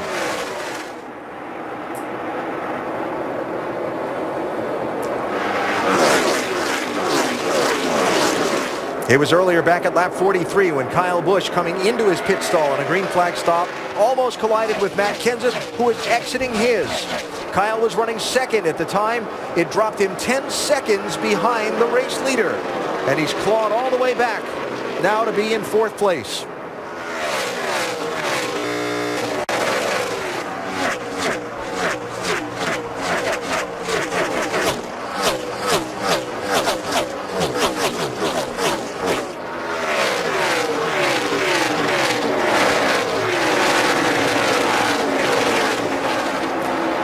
As you watch these drivers and teams, Carl Edwards here, Aric Almirola racing for 15th and 16th here. In all those interviews we did under those 2 extended cautions, we heard the words keep up with the track and transitions about, what, a dozen times? Yeah, this track is definitely gaining grip as it cools off. I was just looking at these lap times. Jimmie Johnson ran really close to his fastest lap of the race on the last lap, and Keselowski ran his fastest lap of the race. Kasey Kahne by Ryan Newman to pick up 7th spot. 5 car we thought might be a factor in this one. I know there's a long way to go. Yeah, and I think that what we've seen in the past is that Kasey Kahne and Kenny Francis kind of get their car ready for the end of these races, and that's when they come on. We kept expecting a lot of that at Charlotte and at Kansas, and didn't really happen, so we haven't seen them be able to do that. They'd certainly need to step it up here at the end of this one. Certainly that transition will get its most critical at sunset, which is 5:35 local time, 6:35 in the east. And this race will finish under the lights with the track completely in the dark and the temperature the coolest it'll have been all race. Maybe all weekend as far as time and the cars were actually on the track, for that matter. Yeah, and I really believe at that time when you make pit stops then, if your car isn't exactly right, you have to make kind of a big swing at it. I don't know that you can just make small steps and keep up with it.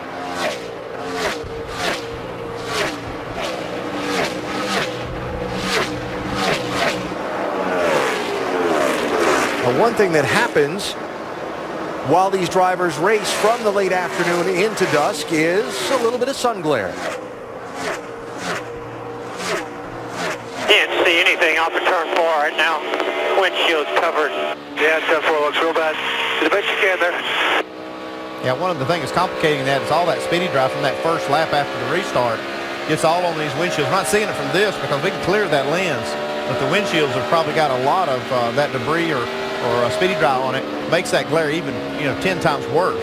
Yeah, and a really difficult part of the racetrack because it's right where you're coming off. You don't ever give yourself very much room up against the wall and making a perfect lap around here, so it makes it difficult on these drivers for just a little while longer.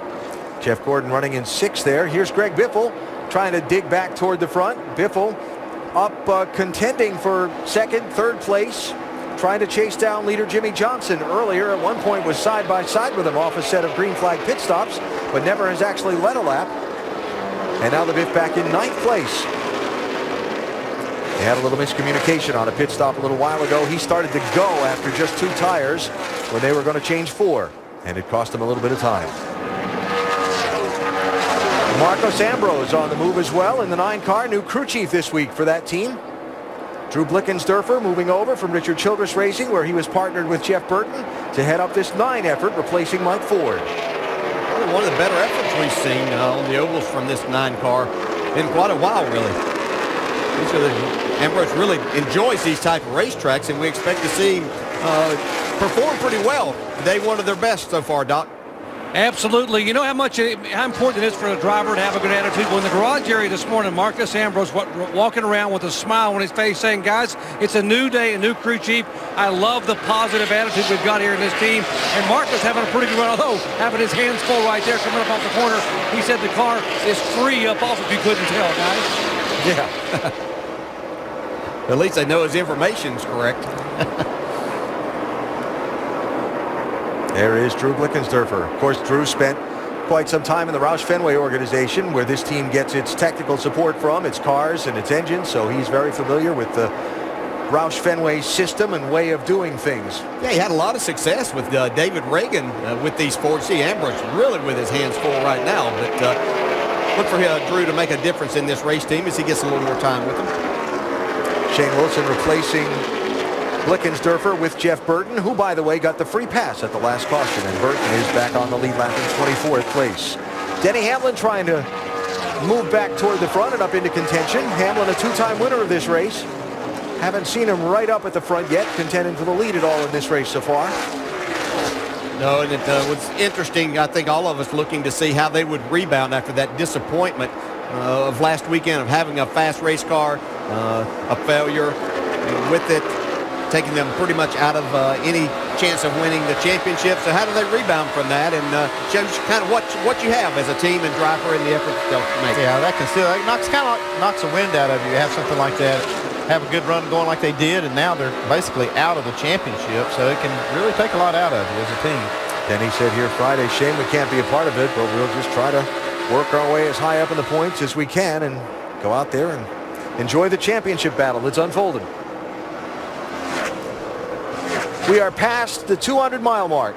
Today here at Texas Motor Speedway, race 8 of 10 in the chase for the NASCAR Sprint Cup, and the top 2 in the championship. Jimmy Johnson and Brad Keselowski are running first and second in this race. Sounds like a storyline we ran with a lot at the end of last season with Tony Stewart and Carl Edwards when they had that classic fight for the championship.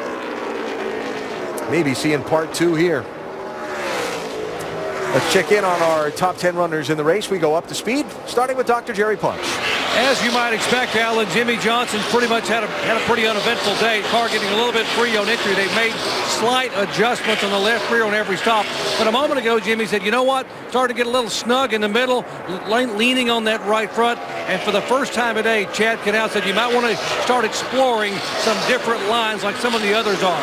Jamie. And Brad Keselowski been very comfortable behind the wheel, nice and loose, having a good time on the radio with his team. Now he's saying how tough it is to see. We touched on the glare, but the bugs are a big issue. He said we definitely need a tear-off on the next stop, Vince. Running in third is Clint Boyer, and Brian Patty, the crew chief, brought one of his favorite cars here. He says it runs well everywhere. It won the race at Charlotte. They've been good off the truck here this weekend. Very minor adjustments on the 15, and the biggest issue for Clint right now is the fact that sun is in his eyes as he comes off turn 4. He says it's really a handful. As far as the 18 is concerned, that's Kyle Busch, another good run. They missed the chase, of course. They had that wreck at Kansas and the motor failure at New Hampshire, but otherwise they have been so good during the chase. Kyle is solid again today, although right now says there's a little too much rotation in the center. Jamie? And Martin Truex Jr. behind him, only chaser who hasn't scored a bonus point in this chase. Right now, they're all about getting up front, leading laps, and getting a win this year. He's been top 5 today, but not good enough to lead a lap yet, Dave. Jeff Gordon's crew chief told me this morning that for the amount of complaints he was getting, the car was really pretty fast. So far, recently, Jeff's only complaint has been his vision. Keep in mind, he was one of the guys that pitted on lap 101 last, so he'll be coming a little bit earlier than a lot of the field. Vince? The 5 of Casey Kane, one of those cars out of the Hendrick stable, running 7th. They've been searching most of the weekend for that medium between loose and tight. But right now, Casey says the car's not bad, but the glare is unbearable. He says, I can't see a thing. The 22-year-old Joey Logano running in 8th place in the 20 car, the youngest winner in the Sprint Cup Series this season. He's got a car that's been top 10 most of the day today, says it's pretty good, a little tight in the center. And again, like many others, the vision is a bear. Jamie? And Greg Biffle has gained 1 spot on track since the last caution flag. His car's just been okay. In practice, he was able to run high, able to run low. So far today, just can't get up as high as he wants to. The car has been better on the bottom and moving up toward the middle. He too screaming that he can't see. They're going to pit in about 18 laps, Doc. And behind them, the 9 car, Marcos Ambrose, who's an accomplished road racer. He won at Watkins Glen back in August. Now, we know he knows how to turn right. Unfortunately, you shouldn't have to turn right on a 1.5-mile oval, but he's doing a lot of that right there, just hanging onto the race car. He was free in. They made an air pressure change, and now he's free in and free off. Behind him, we talked about how a $35 Master switch a week ago produced a 33rd place finish for that man right there. Denny Hamlin thought he had a chance at a championship, and now before the race, Denny said this day, in these final 3 races, all about gaining respect back, running and trying to win races. Vince. The 55 of Mark Martin's been fighting a little bit of tightness throughout much of this race so far, and right now says just a tick snug still, but getting a little bit better as they run. Martin was 3rd here in April, trying to make it a couple of spots better this time around. Doc? Back behind him, what a run today for Ryan Newman. New crew chief Matt Berlin opted to keep him on the racetrack and gain track position. They started back in 36th position. They were running up as high as 7th. Now back to 13th because Matt said Ryan said we've lost overall grip and we are way very tight off throttle. Kevin Harvick's, hey Doc, Kevin Harvick's crew always knows where he stands because he's very blunt in describing his race car. It was horrible earlier. It is good now. Kevin's driven his way up into the top 15 and no changes on the last pit stop. Ellen? All right, Dave, thanks. Race for 5th here. Jeff Gordon trying to find some running room underneath Martin Truex Jr. See, he tried to stay down just that half car width, get some air on the nose. I think Truex has been kind of in Gordon's groove as to where he really wanted to go. Now Truex just kind of pulls over and lets him go at this point in time, realizing that Gordon's a little faster at this stage of the race. I heard Alan Gufson say he was kind of waiting for this pack to kind of string out and see what they have. He thought they were going to be pretty good if they could run a few laps and get some clean air on the nose. Looks like Jeff's car is pretty good right now. Top 5. 5 seconds behind Jimmy Johnson, the man who's dominated this race so far. Jimmy has led all but 19 of the 152 laps we've run so far. See that Ryan Newman has gained the most positions in the race. That strategy detailed in our Up to Speed just a minute ago. And again, caution free for the first 100 laps and then 3 quick cautions in succession. Now back on what appears to be another long green flag run. Change for 6th place there. Casey Kane moving up as Martin Truex Jr. slides back a couple of spots toward the end of this green flag run. It is still Jimmy Johnson continuing to lead. Brad Keselowski running 2nd. 2.4 seconds behind the race leader. Clint Bowyer's running 3rd, and he is 4.4 seconds back. Top 3 in the championship in the top 3 positions right now. It's quite the storyline as we head into these final 2.5 races of this season. The 5-time champ being challenged by the young upstart, Brad Keselowski, from a racing family with a well-known name in motorsport circles, driving, of course, for Roger Penske, and Keselowski not yielding any ground to the 5-time championship winner. Jimmy Johnson keeps throwing body blows here, winning at Martinsville, winning pole positions, and Keselowski's just kind of standing right there and saying, it's good. We're right here. Yeah, he's doing a good job this run, too. He's got tires that are a few laps older on the left side, but he's able to keep pace pretty well with Jimmy now that it's kind of stretched out. 3rd place cars in, Vince. Yeah, the issue for Clint Bowyer, he said he thought he had a tire going down, so they brought him in, didn't want to take any chances at all, gave him a clean tear off as well. It's been a big issue. Sunoco fuel, and off he goes, but a tough break for Bowyer. Well, let's see if this thing stays green and cycles through the whole run of stops. Yeah, we saw him up battling Brad Keselowski for second. Looked like he was actually going to maybe take that spot, and then he fell back about a second behind Boyer. So he may have had a problem there and have to get in there and see if they can take care of that. 56 in too, Jamie. Yeah, I'm wondering if there's some debris out there because you heard Clint Boyer thought he had a flat. Well, the 56 Martin Truex said, "I'm coming now. I have a flat." So something going on out on the track, 4 tires, but he desperately, too, wanted a tear off on that windshield, screaming that he couldn't see anything coming off of 4.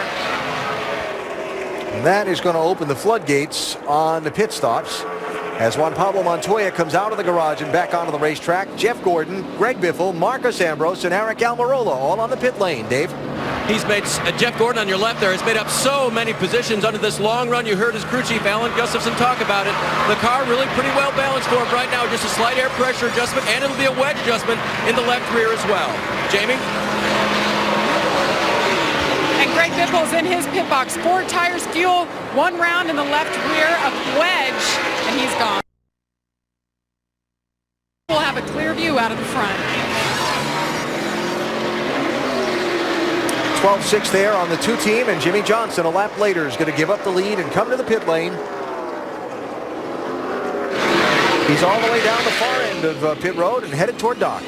And Jimmy Johnson said, guys, in the middle of the corner, when I pull on the wheel, the car rolls to the right. It leans over, and suddenly I get loose coming up off on throttle. Jack Canal says, we got a fix for that. And the fix is that big black handle you see in the right rear. 1 full round on the chassis, right side tires, left side tires. Important to get it completely full of Sunoco fuel.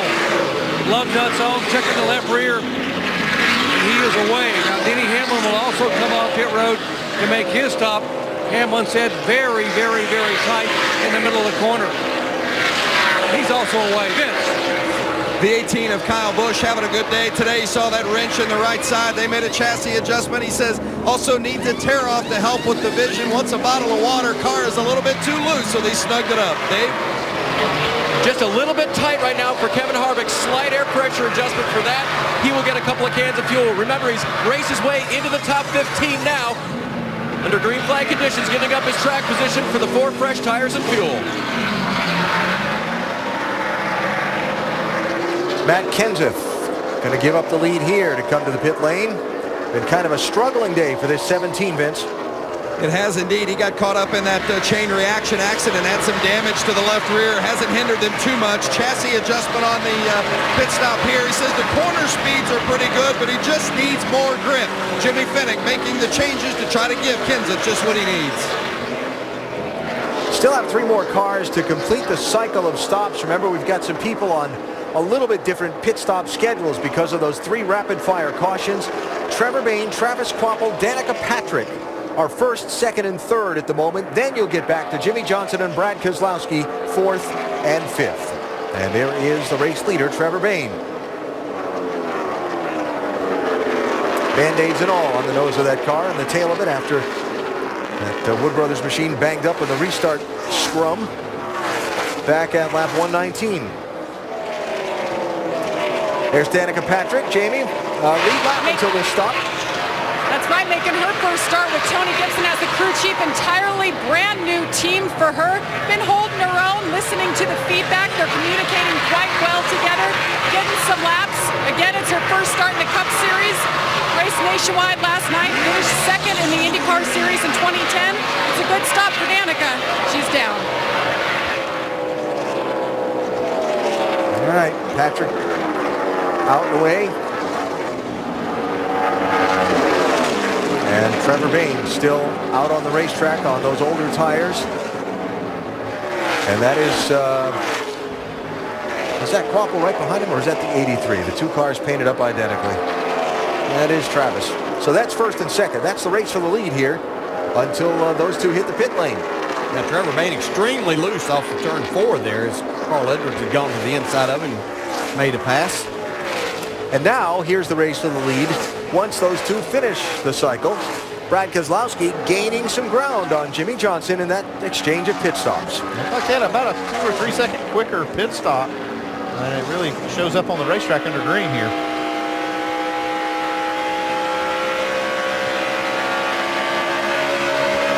You see, almost 2.5 seconds quicker than Johnson's team. Brad was 3.7 seconds behind Johnson going to the pit lane. Afterwards was just 1.1 seconds behind. Trevor Bayne to the pit lane. Travis Kvapil now the leader. As soon as Kvapil stops, it goes back to those two. And there is Kvapil down on the apron heading to the pit road right now.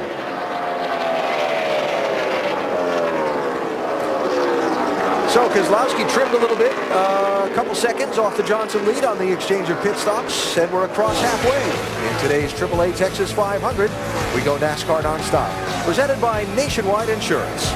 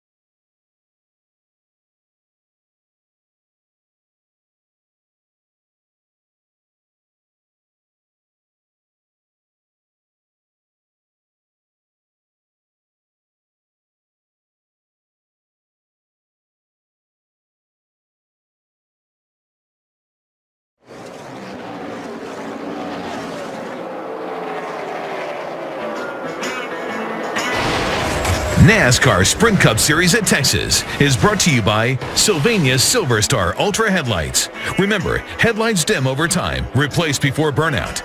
And the new 2013 Ford F-150 with EcoBoost. Race number 8 in the chase for the NASCAR Sprint Cup is turning into another head-to-head fight between the top two in the championship. Jimmie Johnson took over the point lead at Martinsville last Sunday. Has led the most laps and is in the race lead in this one. Brad Keselowski started in the number 8 position, and he's running in second spot. As you look down on our aerial coverage today, provided by Goodyear. From pit lane to victory lane, every NASCAR driver counts on Goodyear tires. Goodyear, the official tire of NASCAR. So a couple things to follow up on from these pit stops. Jamie, I take it Brad Keselowski's seeing out that windshield a whole lot better now. Absolutely. And Alan, you heard a lot of us talking about tear-offs. Well, this is a tear-off that came off of Brad Keselowski's car. Dirt, oil, bugs, you name it, it was on there.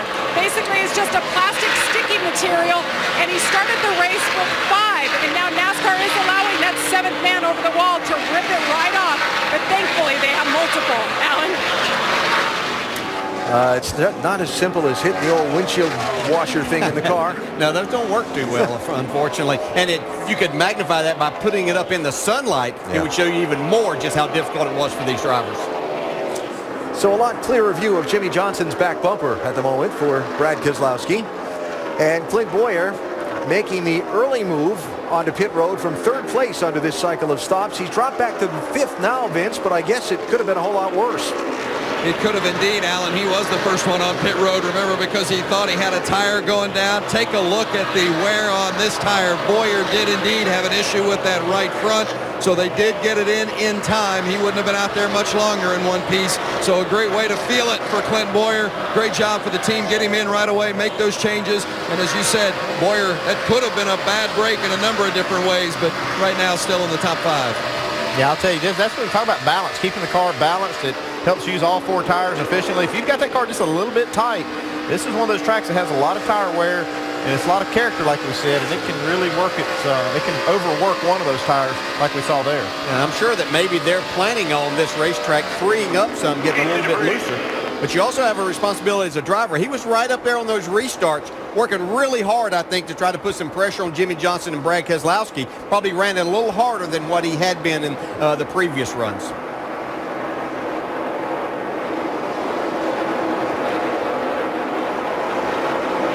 Little radio traffic going back and forth on NASCAR's race control channel about a possible piece of debris in turn 1, but apparently it has been knocked down below that white line and out of harm's way where any of the race cars are concerned.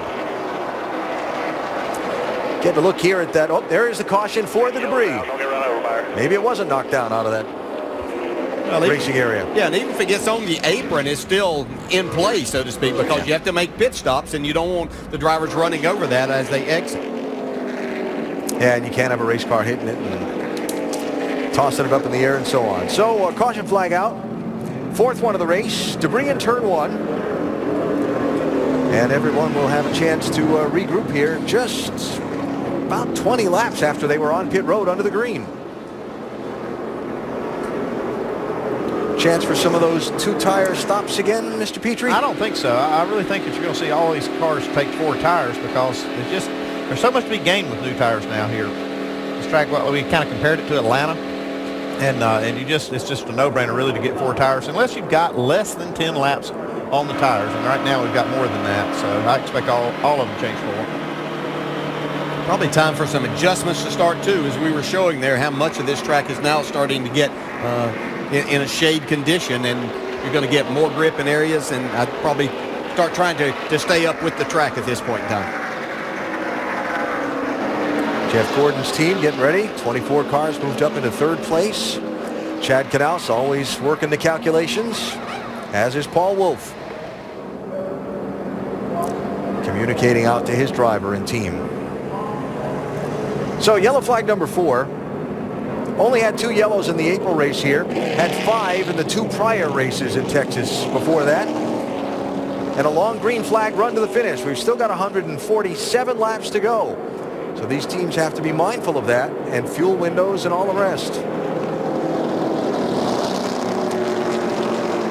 Johnson, Keselowski, Gordon, Kyle Busch, Bowyer, Truex, Kane, Biffle, Logano, and Ambrose, the top 10, and here they are, Vince.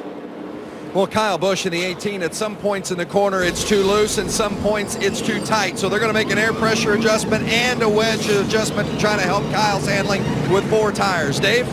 3rd place, Gordon, bottom left, a little bit tight in 1 and 2, but really free through 3 and 4. They'll put a half round of wedge in the left rear. Jamie? Brad Keselowski says he's a pinch tight, but we're better than him, meaning the 48. Go back on that adjustment, up on the track bar, Doc. Jimmie Johnson free off, 1 round in the left rear. No 2 tires here. Chad Knaus says we're putting 4 on this baby, and Chad is down and will be the first car off of pit road. And the second car off the pit lane is going to be Kyle Busch. I tell you, that 18 team just gets it done down there. By winning the pole, Jimmie Johnson's team selecting that first pit stall and gains the advantage of just having to roll a little bit to nip that scoring line and keep Kyle Busch behind him on the restart. So caution out for debris in turn 1. Jimmie Johnson continuing to dominate the laps led category in this race. doubled up for the restart at Texas Motor Speedway in race number 8 of the chase. 1 second. Green flag at Texas. 1 second is the difference between oblivion and champion. 1 second with only 3 races left is more than precious. It's paramount. Well, nobody wants to finish second here at Texas Motor Speedway as we get set to go back racing. Now second to Jimmy Johnson. The race leader is Kyle Busch. Brad Keselowski will be lined up behind Kyle for the restart. Did you anywhere near Kyle's spotter there? Was that Hirschman? Yes, sir. Well, why don't you ask him if he's okay if I give him a little push here on this restart? Yeah, 10-4. Let's see if it happens.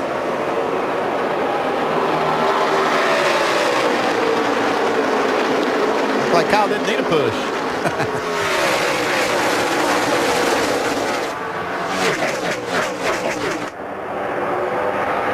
And now for second place. Keselowski to the inside of Johnson.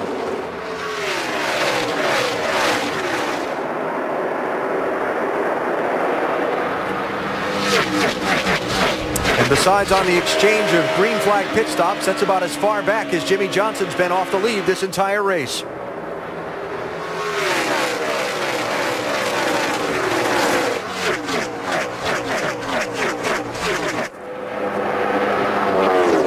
So new leader Kyle Busch, Brad Keselowski second, Jimmy Johnson third, Martin Truex fourth, and there's Jeff Gordon up into fifth with Clint Boyer right behind him, and Casey, that is Casey Kane. Kane and Biffle there joining the party.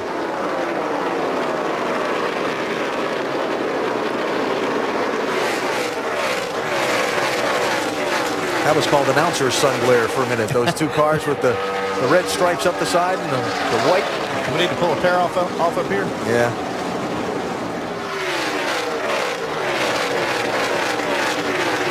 You see from that shot just how bad that glare is coming off for us.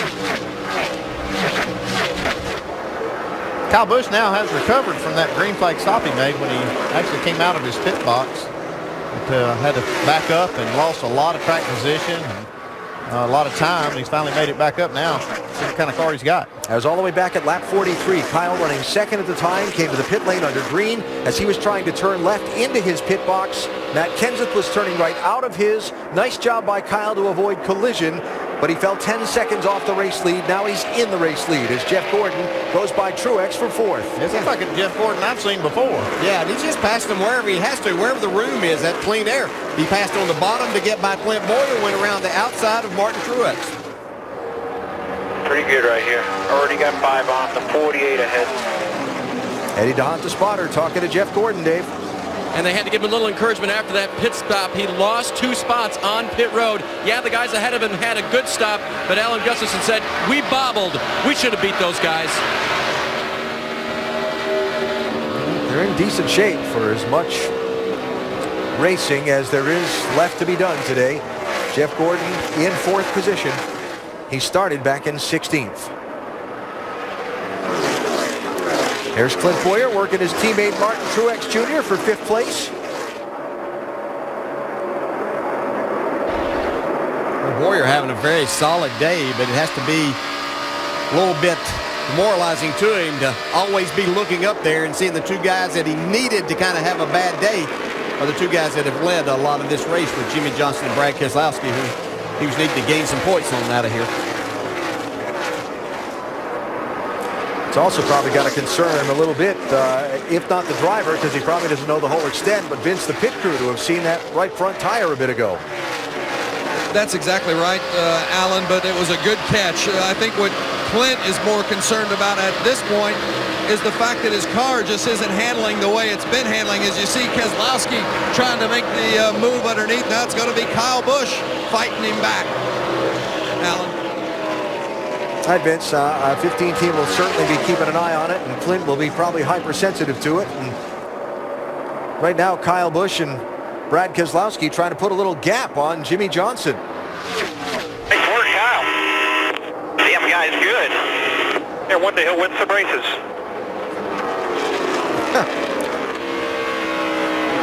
I don't know how Keselowski closed on him so quickly. Maybe Kyle was trying something a little different and just what didn't work for him. Looks like he's back going again good now, though. Here's 7th place, Biffle, 16, Truex 56. And Truex starting to slide back a little bit on this run. Casey Kane's already gotten by him also.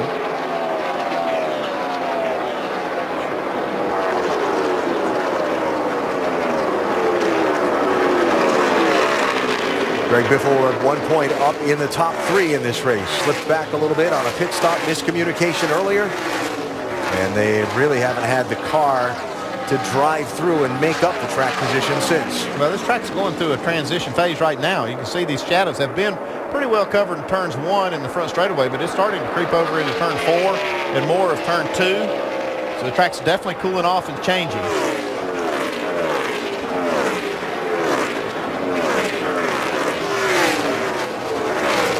And of course, as the sun sets, we'll expect to see the fastest lap times of the race in the very late going in the race if we bring up our Sony's James Bond telemetry into the final laps.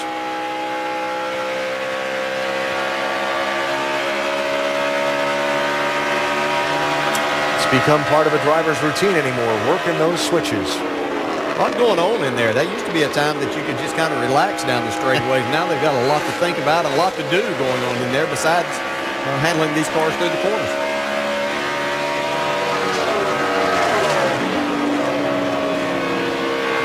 See, 190 miles an hour getting in the corner. This is on worn tires.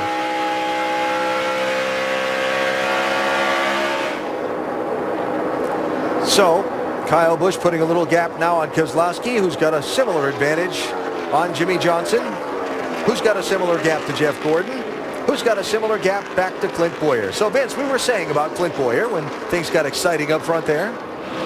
My comment was going to be the fact that I think they are most concerned at this point with how the track is changing. And I know you guys upstairs have talked about that and alerted the viewers that that's something the teams are going to have to do, keep up with the changing conditions.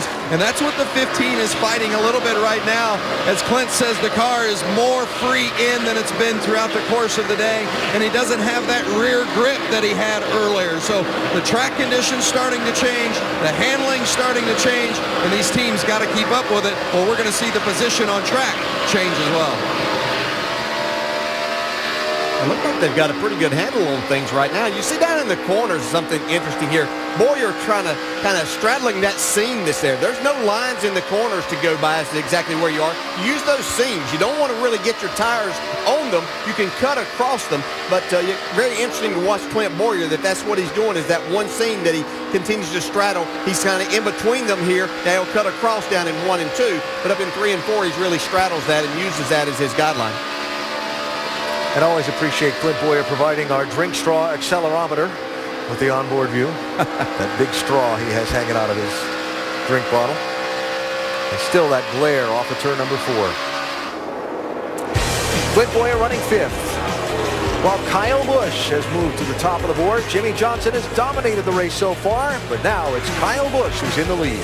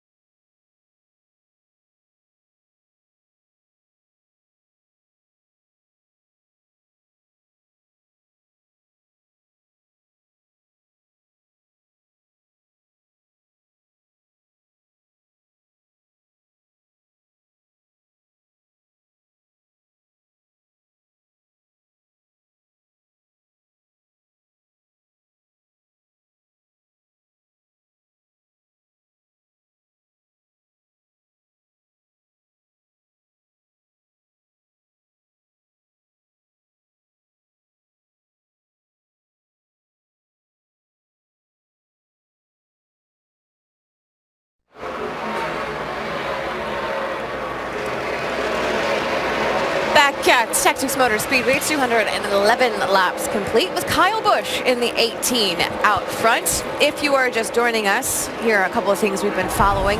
Number 1 and number 2 in the points, Brad Keselowski versus Jimmy Johnson. The cream rises, and they have definitely been out front today a lot. Yeah, the 2 and 48 have absolutely been nip and tuck all day long. Jimmy Johnson's been dominant, leading 164 of the first 211 laps we've run. Brad Keselowski's been very, very consistent. He's keeping that 48 car in his sights. Bit quicker at times. Tires, we're seeing wear become a concern. Yeah, and, you know, as the race goes on, we said as the cars got quicker and they ran harder that the right front tire could be an issue. You know, how you take care of that tire early in the run could dictate how you end up. Track conditions, are also changing, dealing with the sun going down, but that's just the beginning. Yeah, that is the beginning of it. This is something, these drivers have just been logging laps right now, Nicole, just trying to get their car later on in the race where it's going to get dark, and that's where the true handling is going to happen. I will promise you from past experience, these cars will change quite a bit, and the changing track conditions is what can separate Brad Keselowski and Jimmy Johnson if both these drivers don't keep up with the track. That will be the biggest single change what's going on right now. That's the 5-Hour Energy Rapid Recap. Crew Chief down there on the end, what do you think will be the biggest thing to happen once these changes happen? Well, I agree. I still think that there's some guys sitting in the pack that you've got to watch. Casey Kane and those guys have been good when the lights come on. You know, it does not take that much of an adjustment. We saw Clint Blur get off just a little bit and drop back. Now he seems to have his car going well. Jeff Gordon has always been a guy that's run good when the lights have come on and the shades have gotten longer. It looks like he's picked up speed in his car as well. Alan? All right, Nicole, just watching a couple of interesting things here on the racetrack a little further back in the pack as Martin Truex Jr. goes around Juan Pablo Montoya. One of the things we watched was Denny Hamlin have a really close call with Ryan Newman coming off a corner a second ago.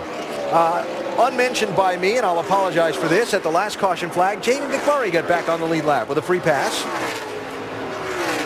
So McMurray back in the hunt, and Brad Keselowski, DJ, you mentioned this a second ago to us off air, has found something, because all of a sudden he's closing in on Kyle Busch a little bit. Yeah, really watching him search around on this racetrack right now, even though it's going to continue to change, but it seems like every couple of laps, if he doesn't get exactly what he wants, then he changes that and tries something a little bit different, and it may be two totally different things at each end of the racetrack.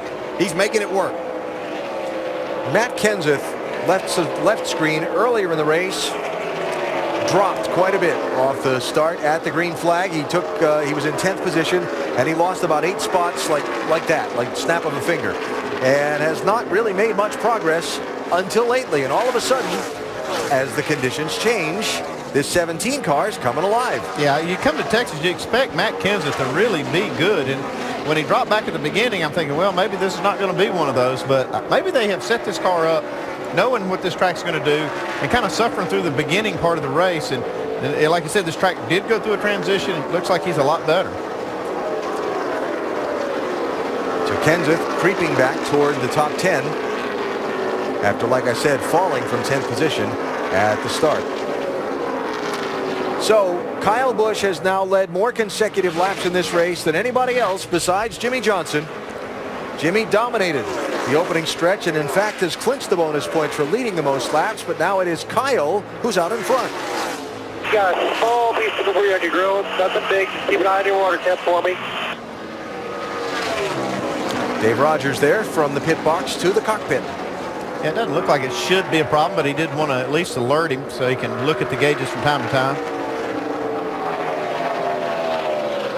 Kyle Busch talking the other day, asked about, I mean, everybody's noticed how well they've run in the chase in this 18 car. And he was asked if he'd thought about, you know, the disappointment at Richmond and where they might be. And he said, well, actually, we've kind of run the numbers and we'd still be 6th or 7th because we've had a couple of races where we've had hiccups. You see how well they've run in the chase. 4 top 5s and 5 top 10s after missing that wild card spot by 1 single point.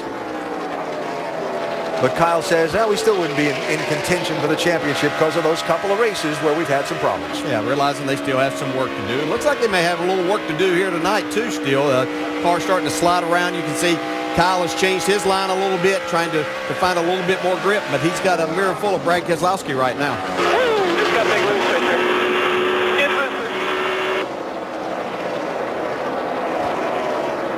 You can see, I think he has found something up in that top groove. It just gives him a little bit of momentum. I saw Jimmy Johnson playing around with that too. I mean, everybody seems to be searching around looking for something better as this track does change. A big run there into the corner, down on the very bottom. Don't know if he'll be able to sustain this off the corners. Kyle goes back by it, but you can see just how fast that was. And Brad's been messing around a lot down the bottom of 1 and 2, where it's pretty much completely in the shade, making a lot of speed down there. Up to the top here in 3 and 4, see if he can get a good run off of here.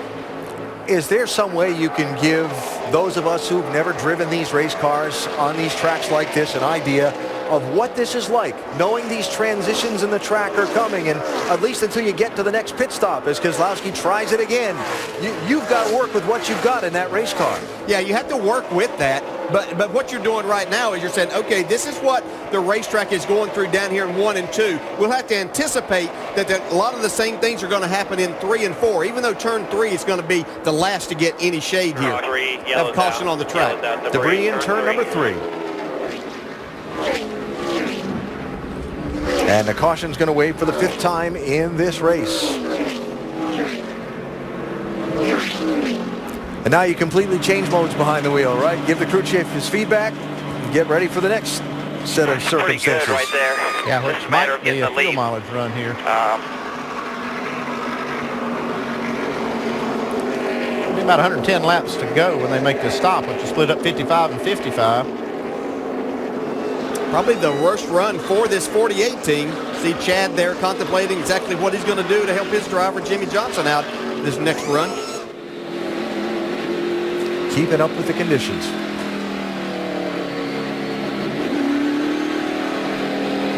Jimmy has led 164 laps of the 223 that have been run. He's again clinched the bonus point for leading the most laps, but finds himself back in 3rd as they come to the opening of pit road. And the crews again get set to go back to work.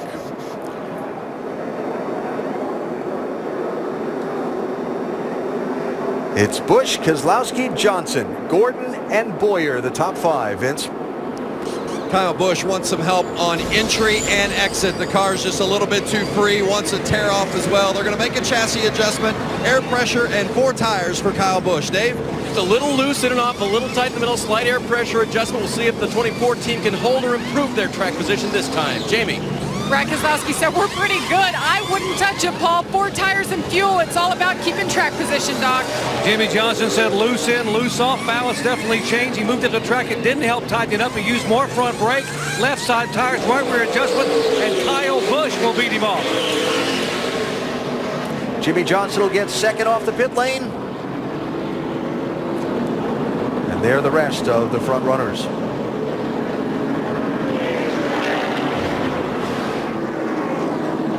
That number 1 pit stall really paying off for Jimmy Johnson.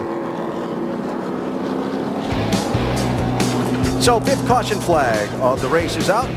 We go NASCAR nonstop, presented today by Nationwide Insurance. Half a lap for the restart at Texas. Kyle Busch the leader. An exchange of track position among the top 2 in the championship. Jimmy Johnson up to 2nd. Brad Keselowski back to 3rd. Had a little trouble getting out of his pit box. Pen's not doing us any favors here. The 10 points what I was worried about when I showed her that she coming in. Copy that. Was could I get any further back there, or was that our limit right there? I'll go a little more next time. She wasn't up in the front like they told me she'd be, but I don't expect that, I guess. Voices of Paul Wolfe and the captain Roger Penske, along with Brad Keselowski there. All those things that matter. Just a little quicker pit stop than Jimmy Johnson, but that number 1 pit stall and getting hung up just a little bit coming out of his pit stall cost him a spot. See if this set of adjustments works better for Jimmy Johnson. As Keselowski gets it quickly to his inside and Kyle Busch gets clear.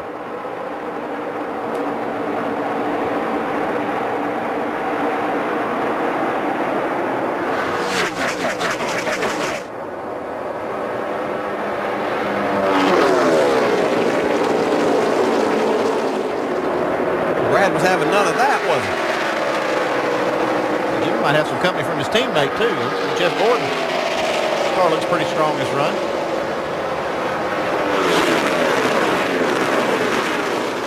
first time Gordon's really got to start right there with them and be able to clear everybody to have the leaders right there and be on their bumper.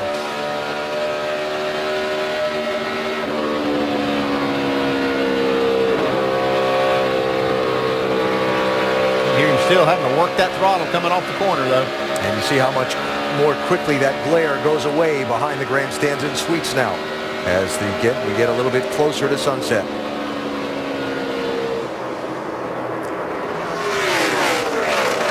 So just like the last restart, Kyle Busch, Jimmie Johnson, and Brad Keselowski first, second, and third. Kyle and Keselowski clear Jimmie Johnson, who was in that outside lane. We check in on how our drivers are doing in AT&T's Fastest Driver Challenge. Out of the top 4 qualifiers, Kyle Busch is leading the pack. Remember to text FAST to 34763 to play AT&T's Fastest Driver Challenge, or visit attfastestdriver.com. You could have a chance to win 4 Gs by playing.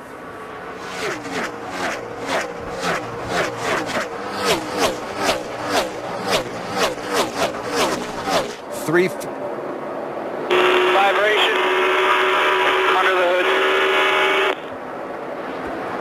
That's not good. Kyle Busch. Never like to hear that on the radio, especially when you're leading. It seems like that's the time that you have these kind of problems. It never happens when you're running back in the pack.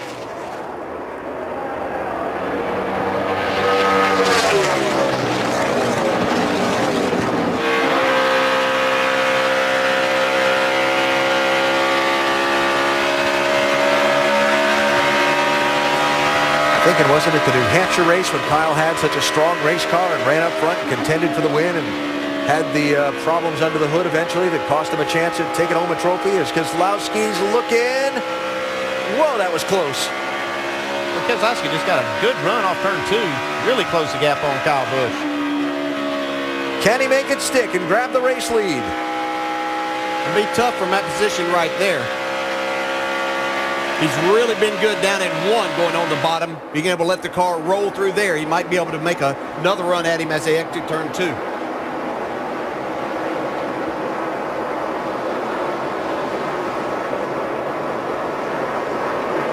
Not quite as close that time.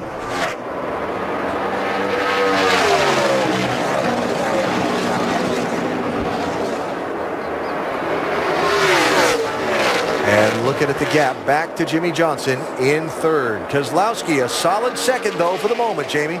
Well, the performance today, Alan, certainly doesn't look like a guy who's finished 14th or worse all 8 of his races here. They've been adjusting on this car today, track bar only, but this last round, no changes at all. That's how good the car is, and it's continuing to get better as the sun goes down. We've heard it several times today, Jamie, keeping up with the conditions. Keeping up with the track as it goes through these transitions into sunset.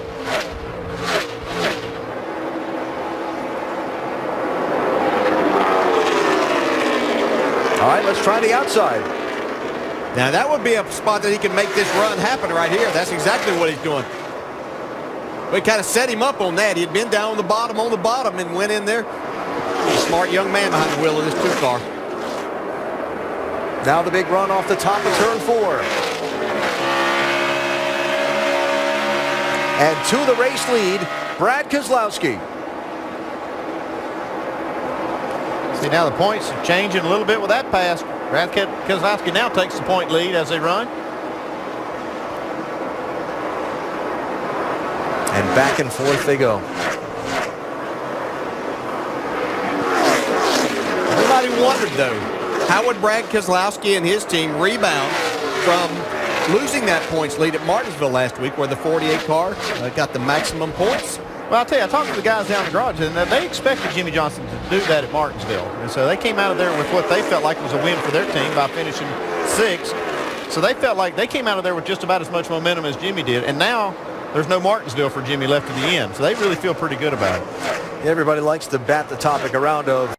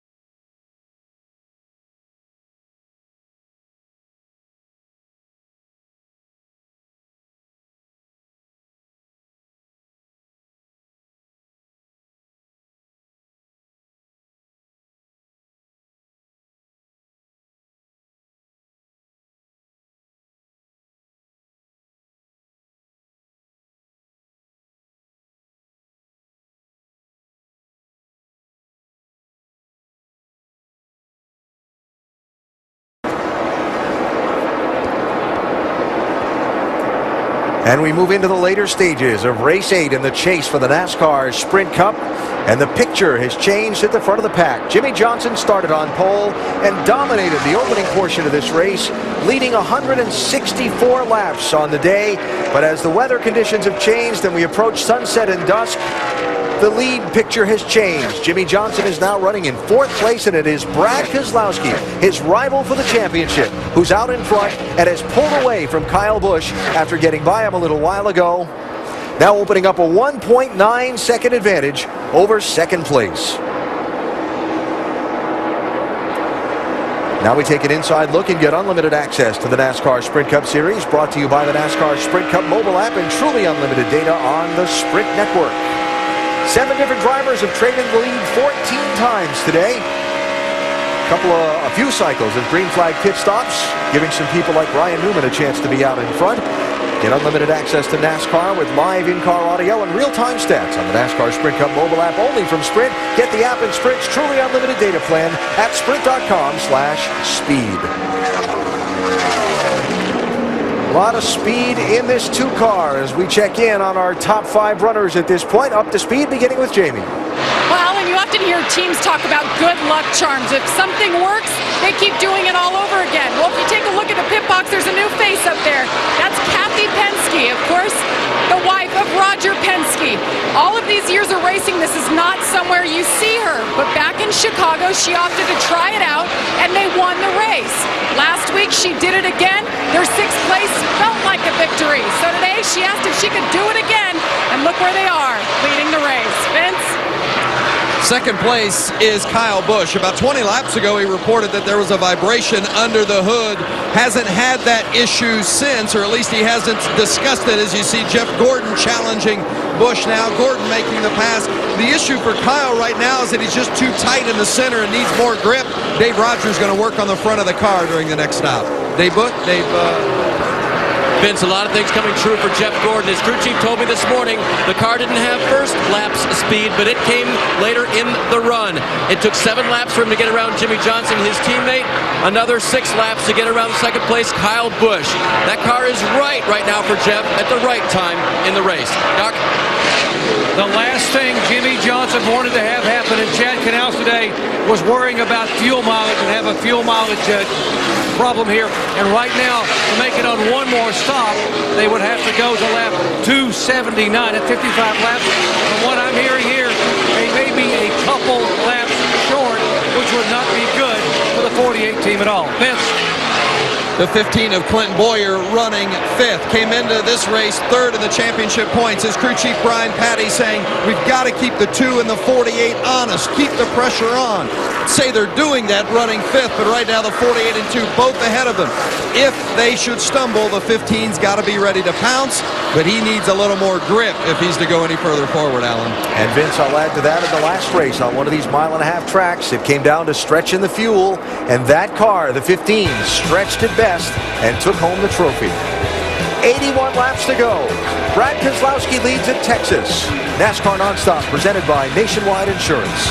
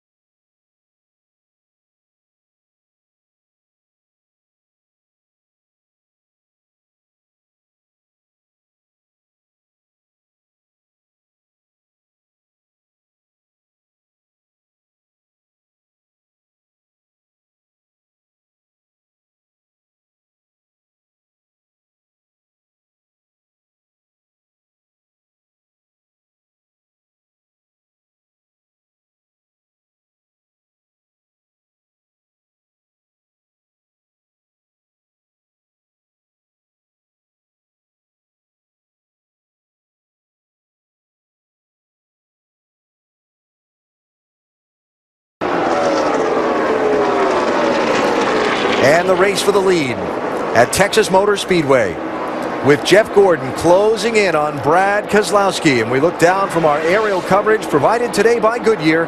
From pit lane to victory lane, every NASCAR driver counts on Goodyear tires. Goodyear, the official tire of NASCAR. Well, the calculators are smoking. The lap times are fluctuating. And people are in race hard but save fuel mode here at Texas, as Clint Boyer tries to get around Kyle Busch for 4th place. It's going on about 3 seconds behind the race lead. Yeah, just as the track's getting a lot of grip almost all the way around, the drivers are having to back out to save some fuel right now. Now, that difference between the fastest lap and the last lap, some of that is accounted for tires and tire give up, but some of it is also accounted for saving fuel. I talked to Brian Patty this morning. He's talking about how they've got so many tools to be able to save fuel now more than ever. He said that if it came down to fuel mileage, they felt really good about their chances. Take advantage, bud. Boys are starting to save some fuel. We're good to go. That sounds like they've gone into that mode. Well, based on some of the pictures we've seen, a lot of these front runners, including the race leader, have gone into that mode. Yeah, we saw Brad Keselowski actually pushing the clutch in, going into the corner, letting the engine come all the way to idle as he enters the corner and runs through the middle, and then letting it back out. That does save some fuel. Yeah, I'd have to say in that top 5, if there's 2 drivers that have a distinct advantage over the others there, it would be Brad Keselowski right here and Clint Boyer. They will probably be able to run harder in this second segment if we stay green than anyone else. Got it down to 240 right here.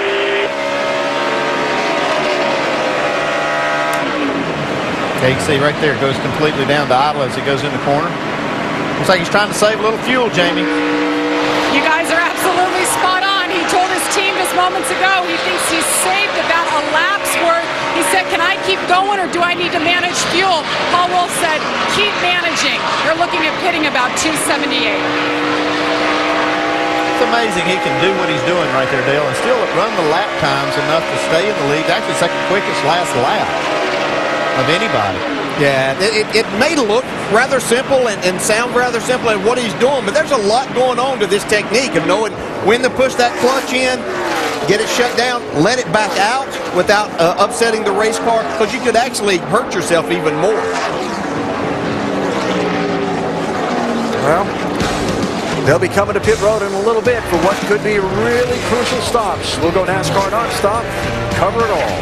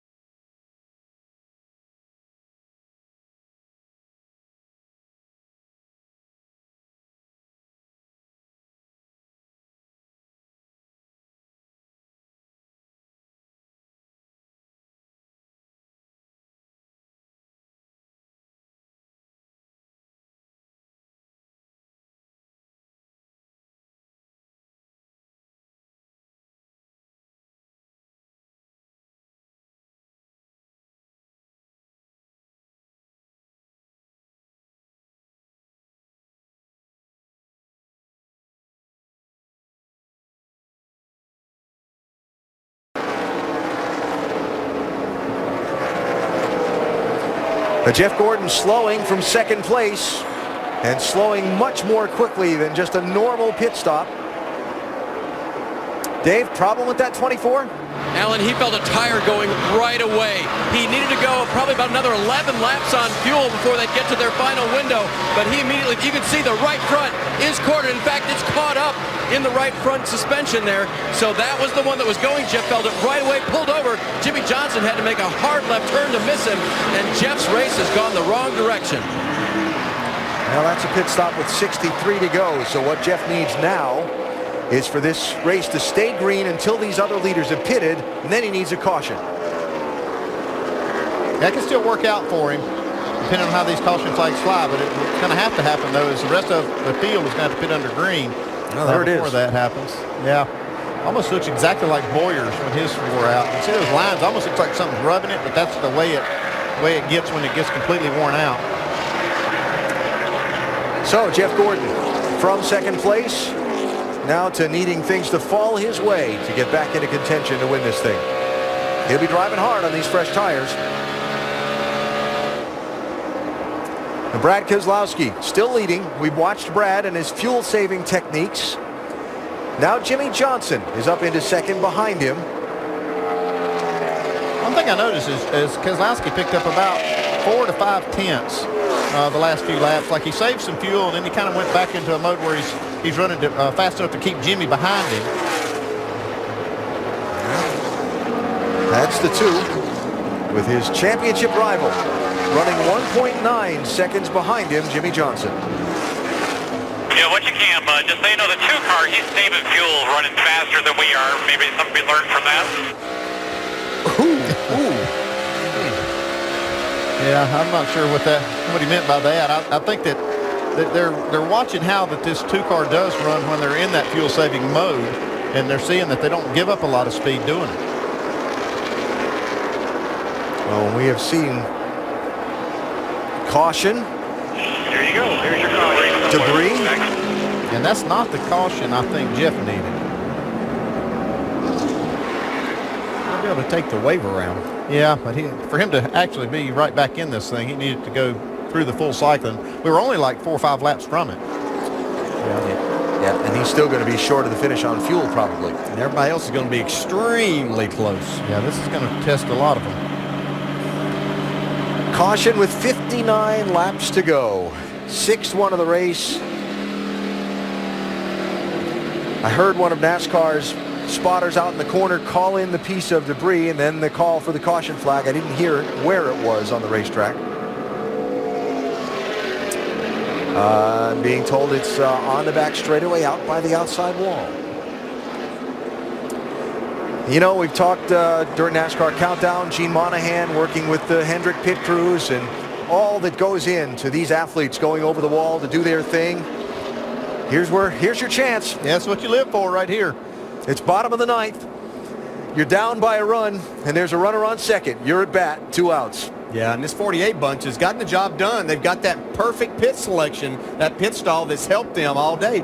They're going to put it to good use right here with a good stop and then getting off pit road first. Pit stops with 58 laps to go. Will there be a twist of plot on the pit lane here that'll affect the outcome of somebody's race? Vince? The 18 of Kyle Busch just too loose off of turn 4. As far as the 15 of Clint Boyer is concerned, he says he feels bound up in the center and needs more grip. We're going to make a chassis adjustment on that 15. Jamie? Brad Keselowski locked him up, trying to stop short in his box so he could get around the 10 easier. No changes. The car is good. 4 tires. Doc? Jimmy Johnson free in, free off, chassis adjustments, right rear, left rear. Brandon Harder, the gas man, got to pack it full. To get it full, Brandon. Here comes the 18. And Jimmy Johnson also away. And there is the twist of plot on pit road for the race leader, Brad Keselowski, who slid through his pit, had to put it in reverse to back up to get out, and he's going to lose 8 spots on the pit lane. Yeah, he was having problems with that 10. The 10 car blocking him in, and he was supposed to stop a little bit shorter, but he actually slid way deep in the box. Yeah, you can see he's got a good 10 feet behind him that he could have stopped. Now he's having to back up as all of these other cars go by him. Stay cool here, guys. Stay cool.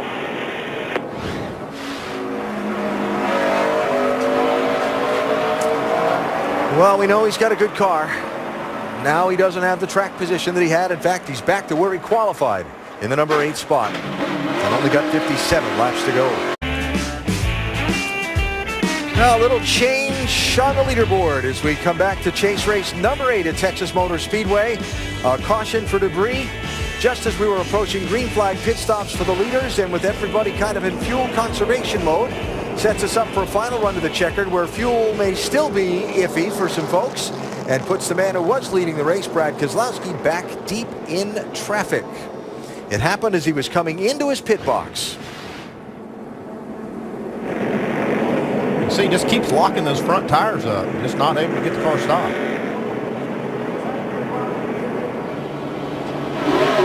Fault, man.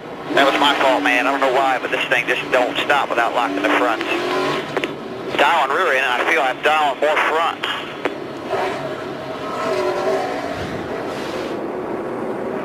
So, Keselowski's going to find himself, instead of being the race leader, in 9th place for this restart.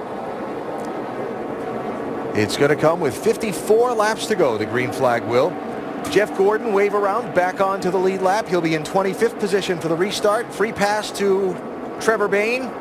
And it'll be Kyle Busch and Jimmy Johnson on the front row for the restart, Doc.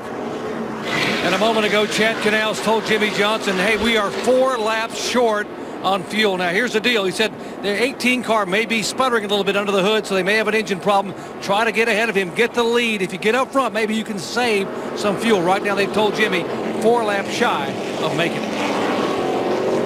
Saving some and saving 4 laps. I mean, he'd have to slow down tremendously to even try to make that happen. Here they come to the restart. There are 25 cars on the lead lap. Jimmy Johnson dominated the early portion of the race, hasn't been as good as the shadows have drawn longer. Brad Keselowski now back in 9th position. Kyle Busch, the race leader, back after an early pit stop pickup.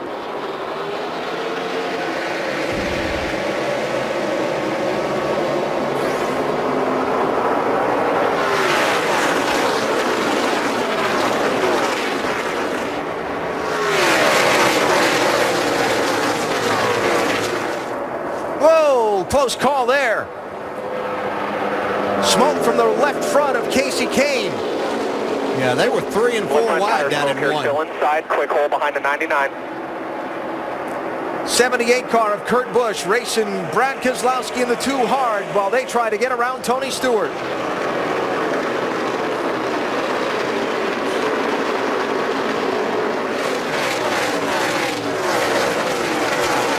Keselowski would like to clear this group where he could get in a situation where he might save a little bit of fuel. Right now, he can't even think about that. Little block in there. This could get ugly. Carl Edwards trying to make a run to the inside of the 78. And as hoped for in your discussion there, DJ, the 2 gets clear of this group. Yeah, you see Kurt Busch there in that 78. He got a great run in this car today. Been up right around the top 10 all day. Getting knocked around a little bit by Carl Edwards right now off turn 2, though. And 3 wide to the inside. Kevin Harvick, Joey Logano almost into Carl Edwards there. Getting tense and intense. Yeah, laps wound down. They got some more grip. Drivers feel a little bit more like Superman here and making it happen. These guys keep at it the way they are. I don't see this being the last of the yellow flags, because there's some tempers getting heated quickly there. Quite a few drivers that like to see a caution. They don't want to be part of it, though.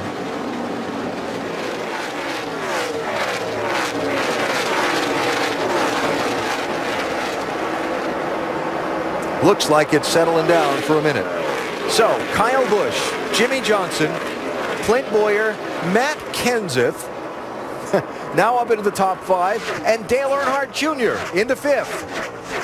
A couple of names we haven't talked about. If we did, they were outside the top 15 most of the time there with Kenseth and Earnhardt Jr.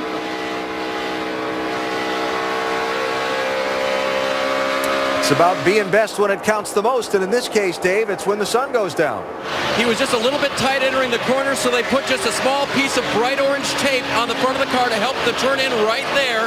And as far as fuel mileage goes, crew chief Steve Letarte said, we're better than most, and then he added this. All right, listen, man, I want you to go hard. Those guys are talking about being short. 18 says he's short. We're not.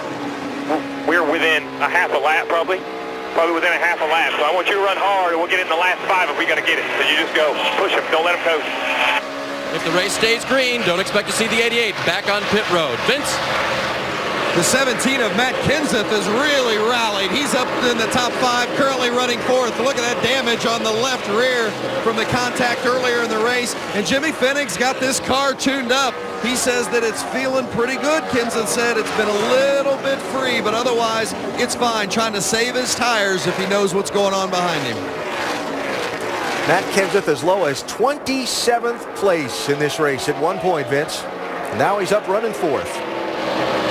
Incredible. Look at the top 12. There's 10 chase drivers and then 2 drivers named Bush. Kyle leading, Kurt running 11th.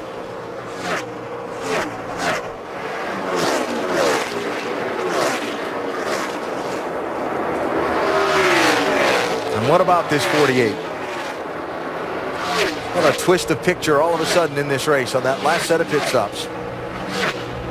Yeah, you know, and how things have seemed to work out for this 2 bunch a lot of times. And even though they didn't want to be back in that position, they'd rather be up front saving fuel. I think back in this position, they know right now all they have to do is try to save enough fuel to make it to the end, and they're going to beat this 48 if this goes green.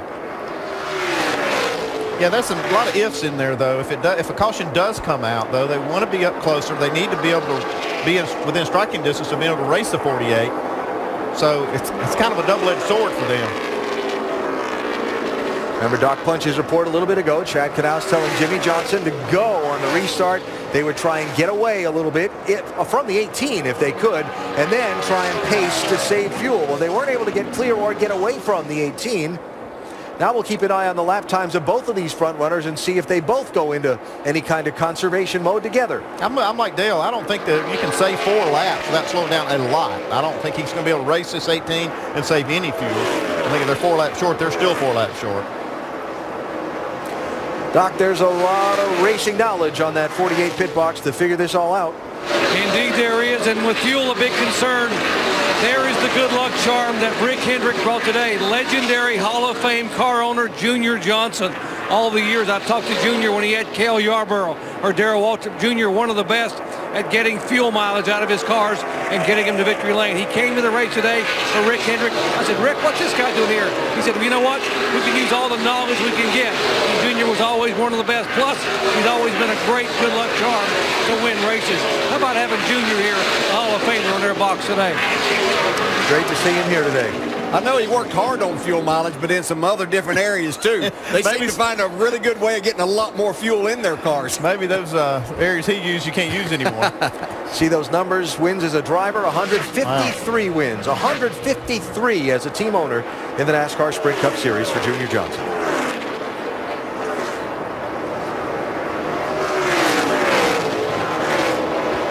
Another spot for Keselowski. That's 6th. He's just taken away from Greg Biffle. Yeah, if he's going to try to win, I'd have to think that maybe, just by what we saw at Charlotte, Clint Boyer up there in 3rd may be somebody he's going to have to deal with in this fuel situation, too. So he doesn't want to let him get too far away.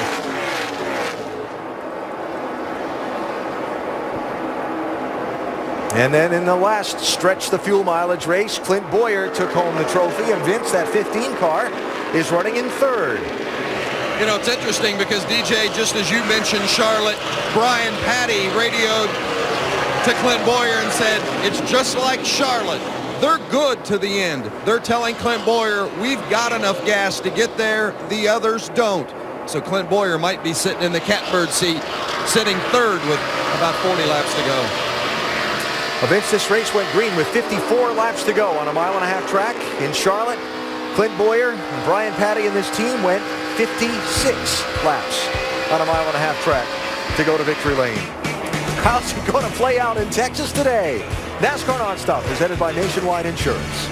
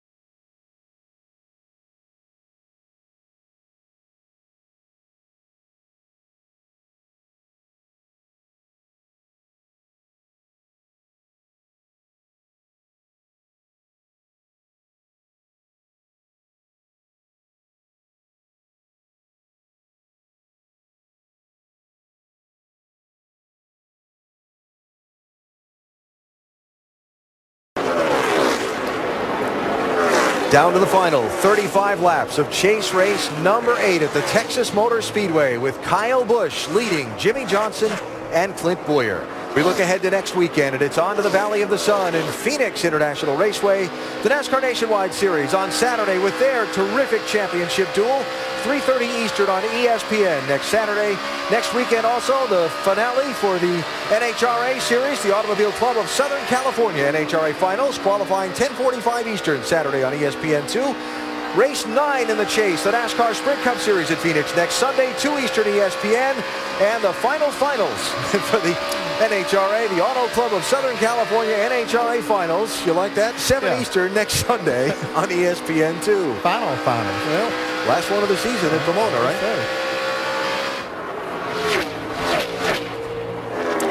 So let's sum up the various storylines that are playing out here in these final 33 laps of this race. Kyle Busch out in front, leading with 33 to go, noting that in the last 8 Texas races, the final lead change has taken place inside the last 31 laps. That'd be the final lead change? Maybe. Jimmy Johnson running second. Johnson dominated the early part of this race. As shadows grew long and the sun set, he fell back a little bit. They've adjusted on that car. They've brought it back up into the number 2 spot. There's Jimmy Johnson right now. Clint Boyer trying to stay in contact for the championship.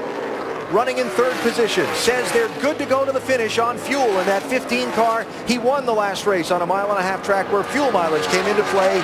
That at Charlotte back in the month of October. Matt Kenseth running in 4th. His car has come to life in the transition from daylight to sunset.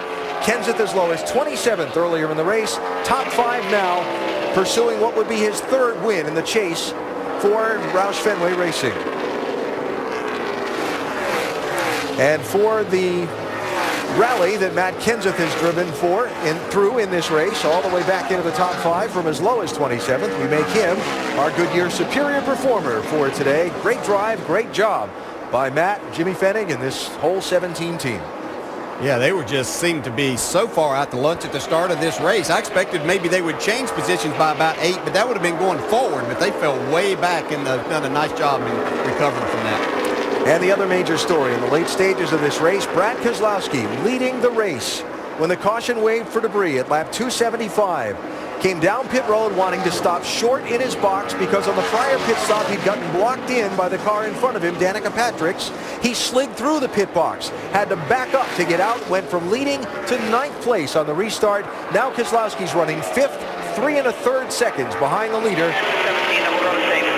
with laps running out. Yeah, but I'll tell you, watch these lap times. He's had the fastest laps on the racetrack, probably half of this run. He's not saving any fuel. He's just running as hard as he can, and he's made up a lot of spots. And there's the other story hanging over the finish of this race. Barring a caution flag, what is the fuel picture like on all of these front-running cars, Doc? Well, Rick Hendrick up on the box watching the calculation. Rick, we've showed him, everyone, your good luck charm here, the legendary Junior Johnson you brought to the track today. We've heard Chad Knaus tell Jimmy earlier on you're 3 or 4 laps short, and now he said you've saved enough. We think you can make it. How close is it, Rick? We're close. We just got to wait and see. We're probably within a lap, but, I'm glad I don't have to make that decision. But Junior's supposed to be my lucky charm, so we'll see. They told Rick Hendrick it could be a half a lap short or a half a lap to good, Alan. And Rick said, I don't know. That's right now he's a very nervous car owner. I don't blame him. Don't blame him. The big gamble here is with right now 25 cars. I'm not sure how many of those may have to hit pit road, but with 25 cars on the lead lap and you don't make it, that could be devastating to your championship hopes. Man, if you want to try to save a little bit, we were actually going faster when you were saving. Well, maybe that's why he's up there racing for the lead.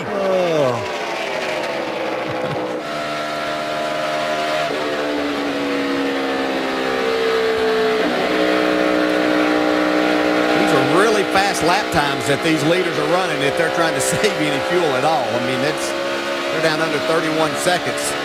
Yeah, that's another thing that happens is this track cools off and the air gets denser. They'll start using more fuel just because they're running faster. Also because of the better air that goes in the engine. And, you know, if you're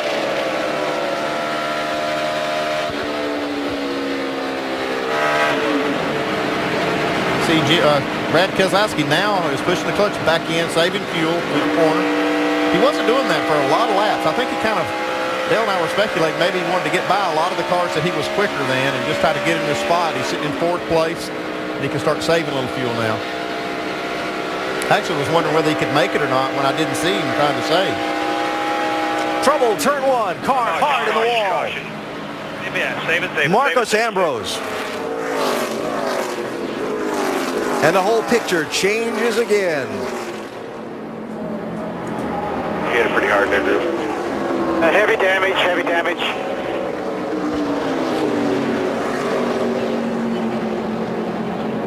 Marcos Ambrose running 22nd at the time. We have seen a couple of other times in this race, teams have some troubles on the right front. Caught them before anything like this happened. He needed a ton. I don't think the power might be up, though. Hard to tell because it's dangling there. Well, now you just need speed. Need speed. Now what you need is a good pit stop first. From your pit crew and in your car. 7th caution, top of the screen.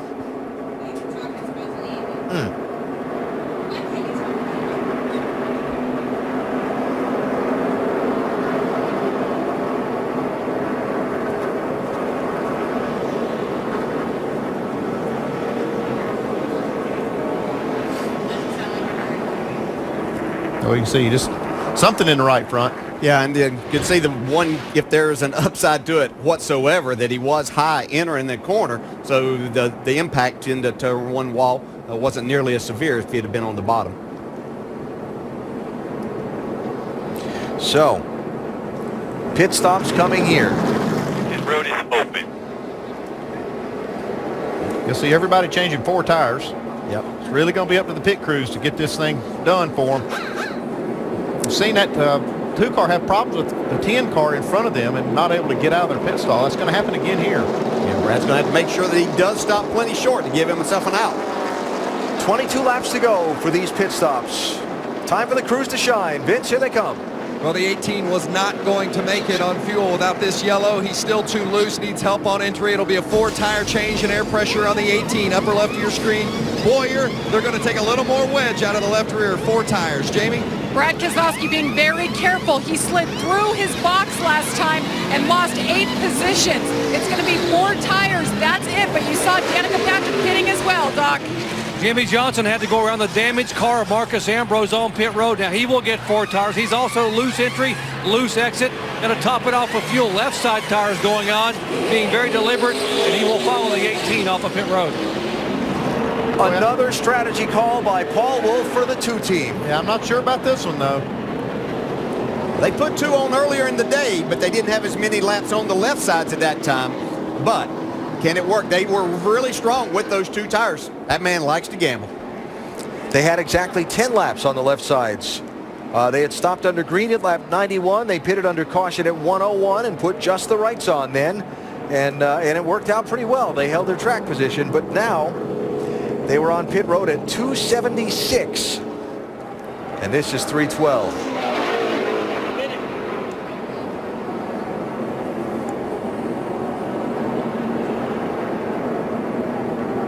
Well, yeah, I'm not sure about that call. I think that I thought they had enough car. They'd just come out where they went in, and with 4 tires, that they might be able to drive up by all these cars. But with 2 tires, I'm not so sure they can hold them all. Certainly be interesting. A big thing that Brad Keselowski will have to do is make sure that he keeps those left sides really cleaned off here. Tough place to restart. We heard Rusty Wallace talk earlier about how flat this front straightaway is. Makes it difficult, so he'll have to make sure he really keeps them clean. Keselowski was 4th going down the pit lane. Boyer finds himself now back in 6th position.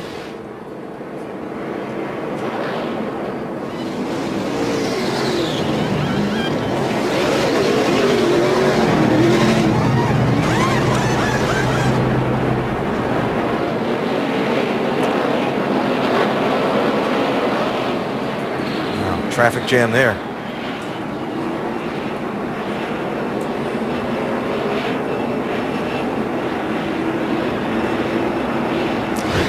So, Clint Boyer in the mix, but didn't make out the best on that jam-up situation on the pit road. As we work the caution with 21 to go, DJ. He's our in-race reporter today. Hey, Clint, Dale Jarrett, you with us? Yeah, I got you. Well, I know you've had a good race car, and it's down to time to win, but we just replayed what happened there on pit road. Cost you a little bit, didn't it? Yeah, I just kind of got sandwiched there, but it ain't over. We got the leader there on 2 tires. Who knows what's going to happen there, so let's keep digging here. Hey, Clint, can you give us an idea of just how much more grip this racetrack has now than it had earlier today? Well, it's just faster. It's kind of weird. The grip level, as far as sliding around, it's kind of about the same. We're just doing it a little faster. All right, thanks for talking. Good luck in these last laps. Thanks. Some wave arounds being sent past the race leader. Jeff Burton got the free pass. He's back on the lead lap in 25th position, and Brad Keselowski going to pick the inside lane for this restart after that call by Paul Wolfe, Jamie. Well, actually, what makes these two dynamic is they go back and forth about the call themselves. Paul Wolfe said, I think 4 tires here. Brad was thinking maybe 2. They went back and forth. They took right sides only, and Paul said, we have a plan going in, but if Brad wants to do something, I trust him.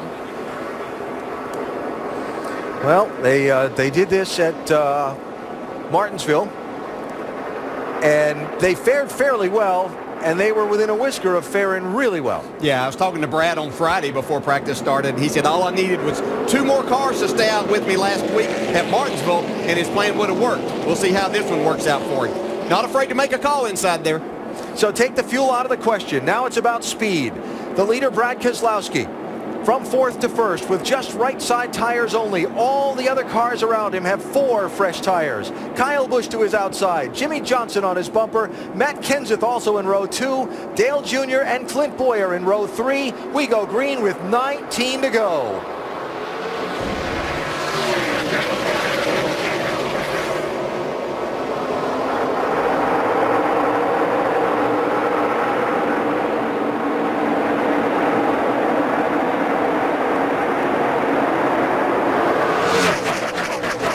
It looked like Kyle Busch was going to make a move to get the lead there. Brad's not letting that happen. Kyle, though, going to try and get the run on the outside off turn 4. Keselowski clears him into the lead. Matt Kenseth racing with Jimmy Johnson for 3rd. Well, Brad made the call. It's up to him to make it work now. I'm impressed so far. Yeah, no doubt about that.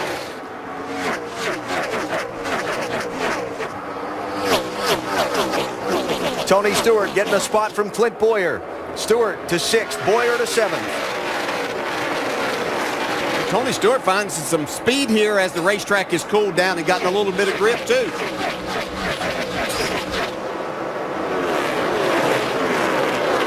And you'll see Jeff Gordon flash past there back in the pack. Remember, Gordon had to come to pit road with that right front tire going down. Had to take the wave around on a caution. He's lead lap, trying to pick his way back up from 25th. He's in 13th now.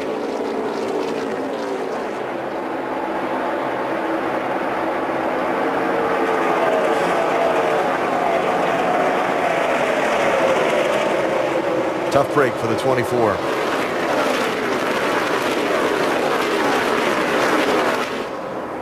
So Brad Keselowski out in front. Jimmy Johnson running 3rd. Kyle Busch between them. 16 laps to go. Completely jumped the start, NASCAR. Good for my man. Yeah, I saw 2 tires, man. No problem. I couldn't see the line exactly from our vantage point, but it looked like Brad Keselowski caught everybody a little bit there. Probably went as soon as he possibly could. Not sure if it was too early, and I think that if it was, NASCAR would have said something by now.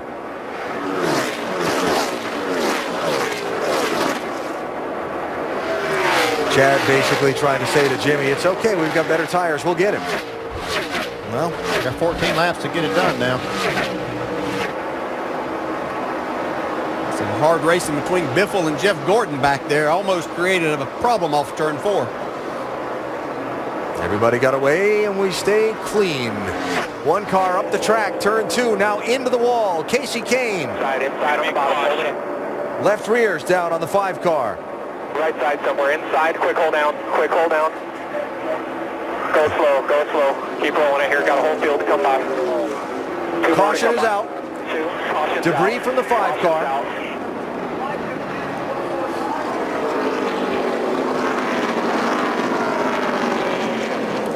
And all that work Brad Keselowski did on the restart to try and get away, he's gone. Well, now he's going to have to make that decision. Is he going to start the inside, which I think that he probably will. He's got the guy he's racing for the championship going to be on his outside now. Now, the right side damage came from hitting the wall. The left side damage might have come from this. Yeah, this is what I was talking about as they were racing off there. I didn't see all of that contact, but obviously Casey Kane got the worst end of it. And Jeff Gordon's got some pretty good damage on his right front now, too.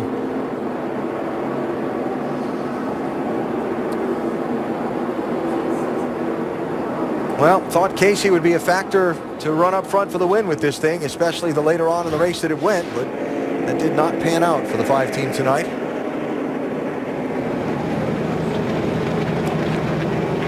And this is going to cost him.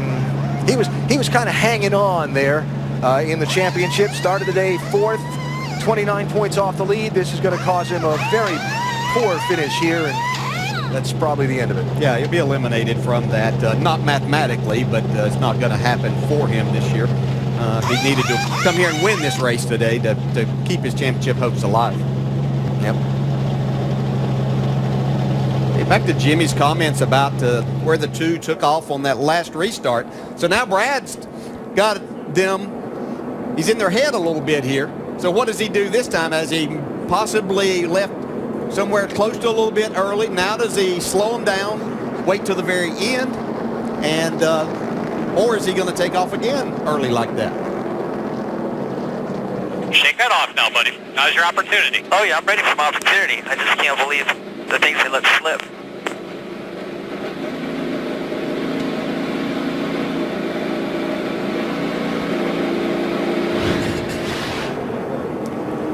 So here is the zone for the restart.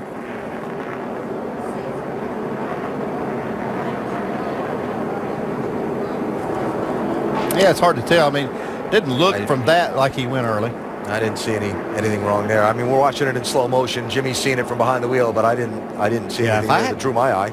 If I could say anything that he did, he may, after the pace car went in, that his rolling may have picked up just a little bit. He got a rolling start where with those left side tires like that, he might not have been able to spin the tires quite as easily. Check downstairs with Doc. Well, let's check in with Chad Knaus here, who's watching as the record has pulled the 9 away on pit road, and we'll get with Chad here in a second. Chad, obviously, Jimmy a little upset on the restart. You calmed him back down, but you seem to be very confident your 4 tires on the 48 are better than what the 2's got with 2 tires. Yeah, we'll just have to see how it all unfolds. I think Jimmy's done a really good job today. The picker's done a good job, and we've led some laps, and we're in position here at the end, and that's all we can really ask for come the end of the race. Did you see an issue at all with the start on the 2 just a moment ago? Jimmy seemed to be so upset about that. Oh, he wasn't that upset. I think we haven't had an opportunity to look at it too closely. We've been pretty busy racing. You guys get a better view of that than we do. All right, Chad Knaus, obviously, basically on the radio trying to calm Jimmy down, and he told Jimmy a moment ago, look, you're getting ready to blow by that 2 car with your 4 tires. Just stay calm. 10th place, Eric Almirola, the first one to make a break for the pit lane.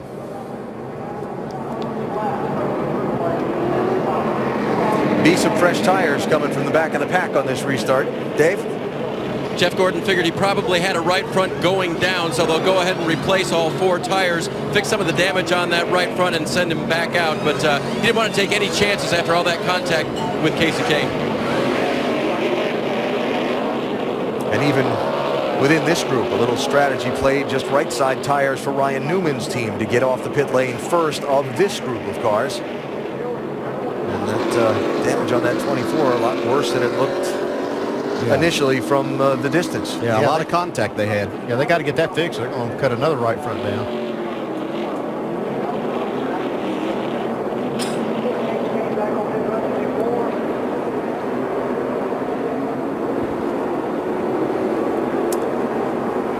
So as we continue to work the caution, Jimmie Johnson getting by Kyle Busch for second place just before the yellow. Kyle now back in third and also thinking about restarts.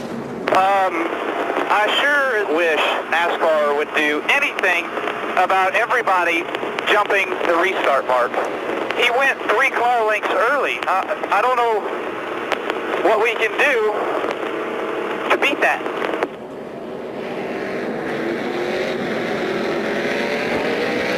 Well, you've got officials sitting up here that it's going to be really hard for them to tell from their vantage point, unless it's just a lot more than 3 car lengths. I mean, to see these cars start accelerating that much early, I understand the frustration from the driver's seat because you can see that you're right there, but the officials that have to make that call aren't exactly in the best vantage point to make a call like that, and unless they're absolutely sure and it's just completely obvious, then they're probably not going to make a call.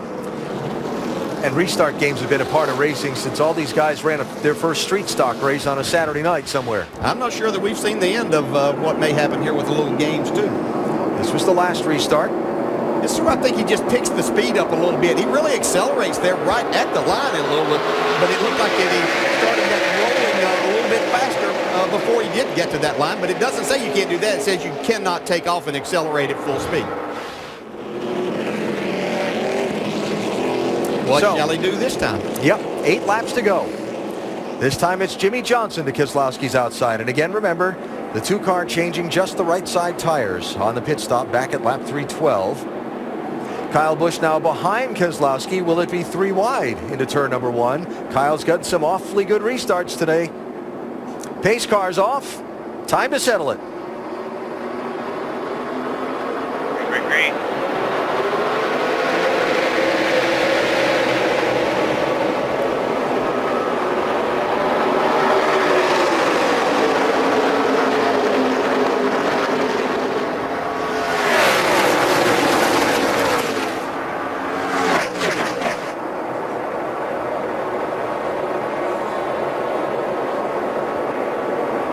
Whoa, hang on. Loose.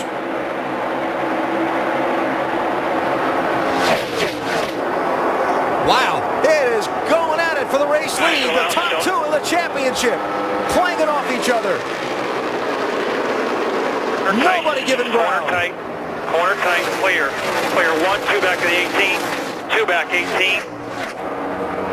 I don't know how he came as hard off of turn 4 after being so loose down in the middle of turn 3. Johnson clears Kyle Busch to stay in second. Incredible racing by the top 2 in the championship. Neither one wanting to give an inch. I think Brad's kind of running for his life right now. If that 48 gets back there, it's not going to be very pretty. Kyle Busch inside of Jimmie for second. Yeah, Jimmie looks like he's struggling right now. His car really loose on the exit right at this point. Yeah, I think he buzzed that right rear, taking a little time to recover. He didn't have a lot of time. He's only got 5 to go. Oh, trouble. Mark Martin out of control off turn 4. Back into traffic.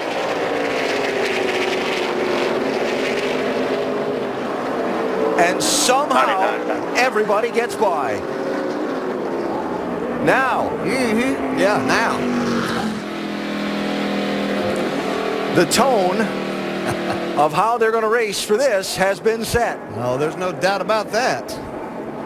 The gloves are off here. Refuse to lose this damn championship.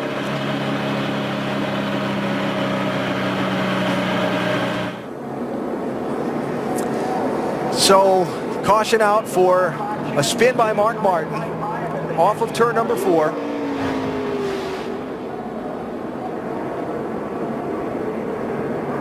Wow. I think everybody just ran out of room. That's a tough place on this track, too, is where that track flattens out off turn 4. Really kind of forces everybody together. And that abrupt transition into that grass. See it just destroying another front end. A lot of good driving behind this to avoid hitting Mark Martin as he spun down the front straightaway right back in front of a lot of traffic. That for sure. Setting up another restart to decide this race. This one will probably be a green-white checker, too. And after this action on the last restart, I'd say the tempers and the tension's a little bit elevated here. Yeah, this is where Brad's really been able to excel on these restarts right there, but he got a little loose. Jimmy was able to hang on his outside. But Brad recovered. See, Jimmy got a little bit sideways, a little contact there. I think that would have been a dead heat if that were the last lap. And then Brad kind of using the 48 up a little bit right there.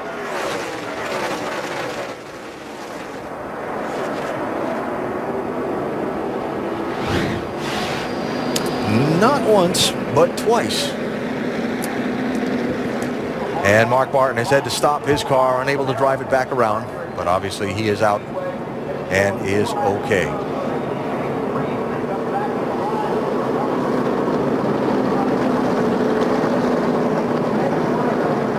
Just a couple of cars on the lead lap pitting. Looks like Denny Hamlin might have gotten the nose of that 11 car beaten up.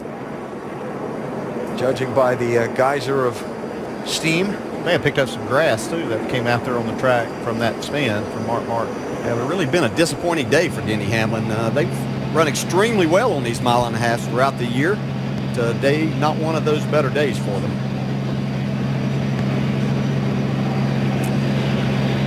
Casey Kane's crew here trying to repair their car. They got a pretty good amount of damage on that right side especially. Cut that left rear down when he and Jeff Gordon got together. You know, I was at this race a year ago where Tony Stewart and Carl Edwards finished 1-2, raced so hard. Then they went down to Homestead, finished 1-2, set up what we all consider to be the greatest championship we've seen in the NASCAR Sprint Cup Series, when it takes the tiebreaker to break the deadlock after the last race to determine who wins the championship. Well, so far in this chase, Jimmy Johnson and Brad Keselowski have gone toe-to-toe on several occasions and came into this race separated by just 2 points atop the standings. It was at Chicagoland in the opening race of the chase, where Brad followed Jimmy for a long time, and then on the last exchange of pit stops, raced him hard off the exit of the pit lane and came up in front. Then at Dover, they went at it again. Side by side for the race lead, Keselowski winning that race to establish the tone of his chase with 2 wins in those opening races of the championship. After Johnson got the victory at Martinsville last Sunday and assumed the championship lead, they've come to Texas this weekend. Jimmy won pole position. Keselowski qualified 8th. Strategy got the 2 car to the front after the 48, dominated early. Then the 2 made a mistake on pit road, shuffled himself back. Another strategy call got him back to the front and set up that last restart. Give no, take all was the mode there. And now we're going racing for 3 final laps in the first attempt at a green-white checker finish. Yeah, you can't make a mistake here and spin the tires. You could cost yourself any chance at all, whether you're Jimmy Johnson or Brad Keselowski, if you should do that from the front row. See Dale Jr. there in 4th. He'd love to have an opportunity right here to get himself in that mix. Fans on their feet. 2 laps to go at Texas. Green flag.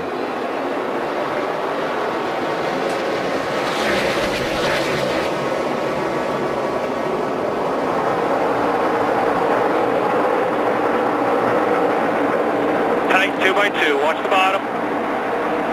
Jimmy Johnson clears around the outside. That's Carl Edwards' car that's smoking back in the pack. We stay under green.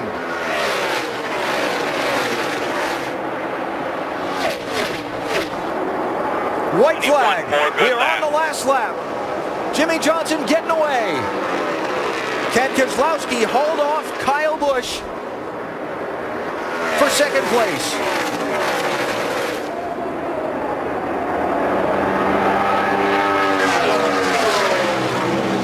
Busch to the inside in the final corners. Jimmy Johnson. It's going to be Keselowski finishing second behind his rival for the championship. Back-to-back wins for the 5-time champ. Jimmy Johnson scores in Texas. Well done, everybody. Well done. What a race. Unbelievable. Unbelievable.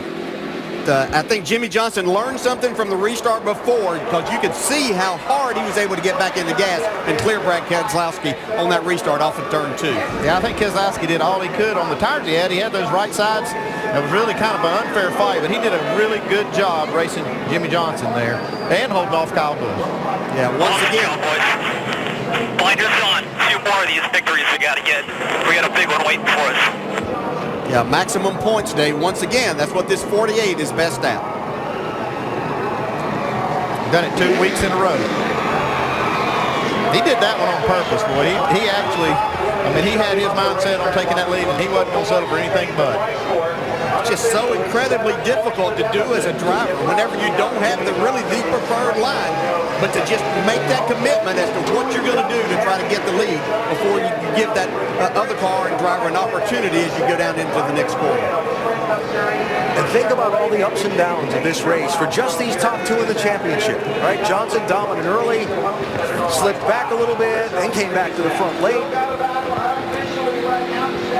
Jimmy Johnson with a Goodyear superior performance today. Maximum points, as you mentioned, led the most laps, but boy, did he have to race hard to earn that trophy. That's something Jimmy Johnson is not afraid to do. You know, there's a lot of times we don't talk about sometimes just how tough he is inside that race car when the situation becomes even more difficult, and he takes advantage and makes it happen. But you got to give this man a lot of credit too, right there. Dave Burns, he drove a great race. He drove it real hard. Brad, describe those final laps and finishing second tonight. Man, I thought I had it, but we kept getting all them yellows and just kept giving them more shots. And I knew I wasn't going to be able to execute every restart, and Jimmy did a great job on the last one. And I had to choose between wrecking him and winning the race, and didn't seem right to wreck him. So ran him hard, and we're going to keep him honest. And I know if we keep running like this that we won't be beat. This is how NASCAR racing's supposed to be, Alan. Just tremendous. And the final restart with Johnson and Keselowski. And it looks like the back end of this 2-car just wiggles a little bit. Yeah, great anticipation by Jimmy Johnson. Yeah, he beats Brad to the line just barely, but you don't really, they don't call it that close. That was just a great restart for the 48. And then when he went into turn 1 and 2, he just hung it on the outside and ran around and made it stick. Yeah, you can see he got down there and kind of crowded Brad just a little bit more than what he had been the time before, and I think that was the real key. And so with another maximum points day for Jimmy Johnson, Brad Keselowski, believe it or not, finds himself with his largest deficit of the chase. 7 points. 2 races to go. Eliminated from the championship, Kevin Harvick and Dale Earnhardt Jr. Anyone 97 points or more back is out of mathematical contention for the title. Well, Kyle Busch was right in there till the end, Vince. A nice rally for the 18. Was indeed. He's had a good chase. Couple of races that have not gone his way, but second last week in Martinsville, third today. Thought you had something to work with there right at the end. Yeah, we did. We were really fast if we could get out front. You know, our Snickers peanut butter squared Camry was good, and we had a fast race car tonight. Can't say enough about all the guys. They did a great job for me. Just you know, there at the end, we wanted to get through there and get out front, be gone, but just couldn't get there. Those guys were battling hard, and you could kind of see it from my seat, anyways, what they were doing and how hard they were going at it. Of course, that's what you got to do to win a Sprint Cup championship. But good night for us. I wish we were, you know, in the deal, but you know, that's what next year's for. Thanks, Kyle. Alan? Well, what are we going to see in these final 2 races as we look ahead to next weekend? Phoenix International Raceway, and of course the grand finale at the Homestead Miami Speedway in South Florida, 2 Eastern time, both those races on ESPN. And join us at the track. I know Phoenix announced a grandstand sellout this week for next Sunday's race, but they've got that big hillside. Bring the blanket, come on out and see how it all plays out. It's going to be a good one. We're going to see these 2 teams really going at it at Phoenix and at Homestead. Should be a lot of fun. And you know, we talked to Kyle Busch there. His brother Kurt Busch drove to an 8th place finish here today. A great job by that team. Well, for the second week in a row, we go to Victory Lane presented by Tire Rack, and Jimmy Johnson's car is parked there.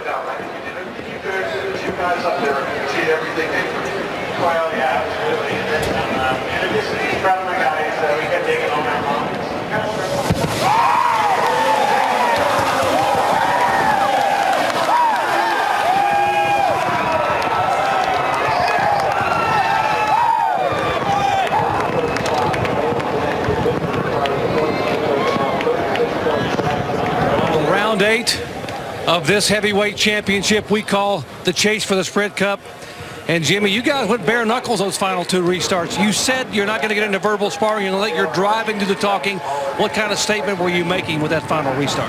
Well, I mean, it was an awesome race, great way to put it, and the gloves are off, and it's bare knuckle fighting. I have a lot of respect for that 2 team. Those guys are doing a great job. Today, I think our cars were pretty equal throughout the course of the race, and at the end of the race, we were on 4 and had to take advantage of it. That second to last restart was pretty sketchy a couple times, and how close we were and how hard we were racing, but luckily we brought the cars back. Another caution came out and got a great restart and got by him, and knew that we had the speed if I could just get by him, and got the slow Chevy to victory lane. Brad said on the radio prior to the final restart, I'm not going to lose this championship this way. What does that mean coming up at Phoenix and Homestead? Well, I expect a lot of hard racing. I mean, that's what we've seen all year long, all chase long. You can't count those guys out. There were times today late in the race where they're pretty far back and still work their way up to the front. So they're keeping us honest, they're pressing us hard, but I'm very proud of the Slows team and everything they've done. And before we go off the air, I just want to let everybody know that the Racing for Relief Fund that Hendrick Motorsports and myself are matching what Lowe's is doing, thinking of everybody up in the Northeast and all the troubles they've had with Sandy, and 700 wins for Chevrolet. So a big day all in all. Congratulations, well done. Thank you. Jimmy Johnson in victory lane, Nicole, 2nd week in a row from the pole. We'll pack things up from Texas and head on to Phoenix.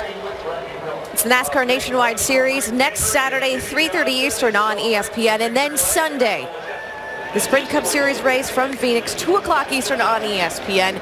2 races to go. 7 points between Jimmy Johnson and Brad Keselowski. Jimmy Johnson with the win in Texas. Congratulations to him once again. Up next, it's SportsCenter with more from Texas.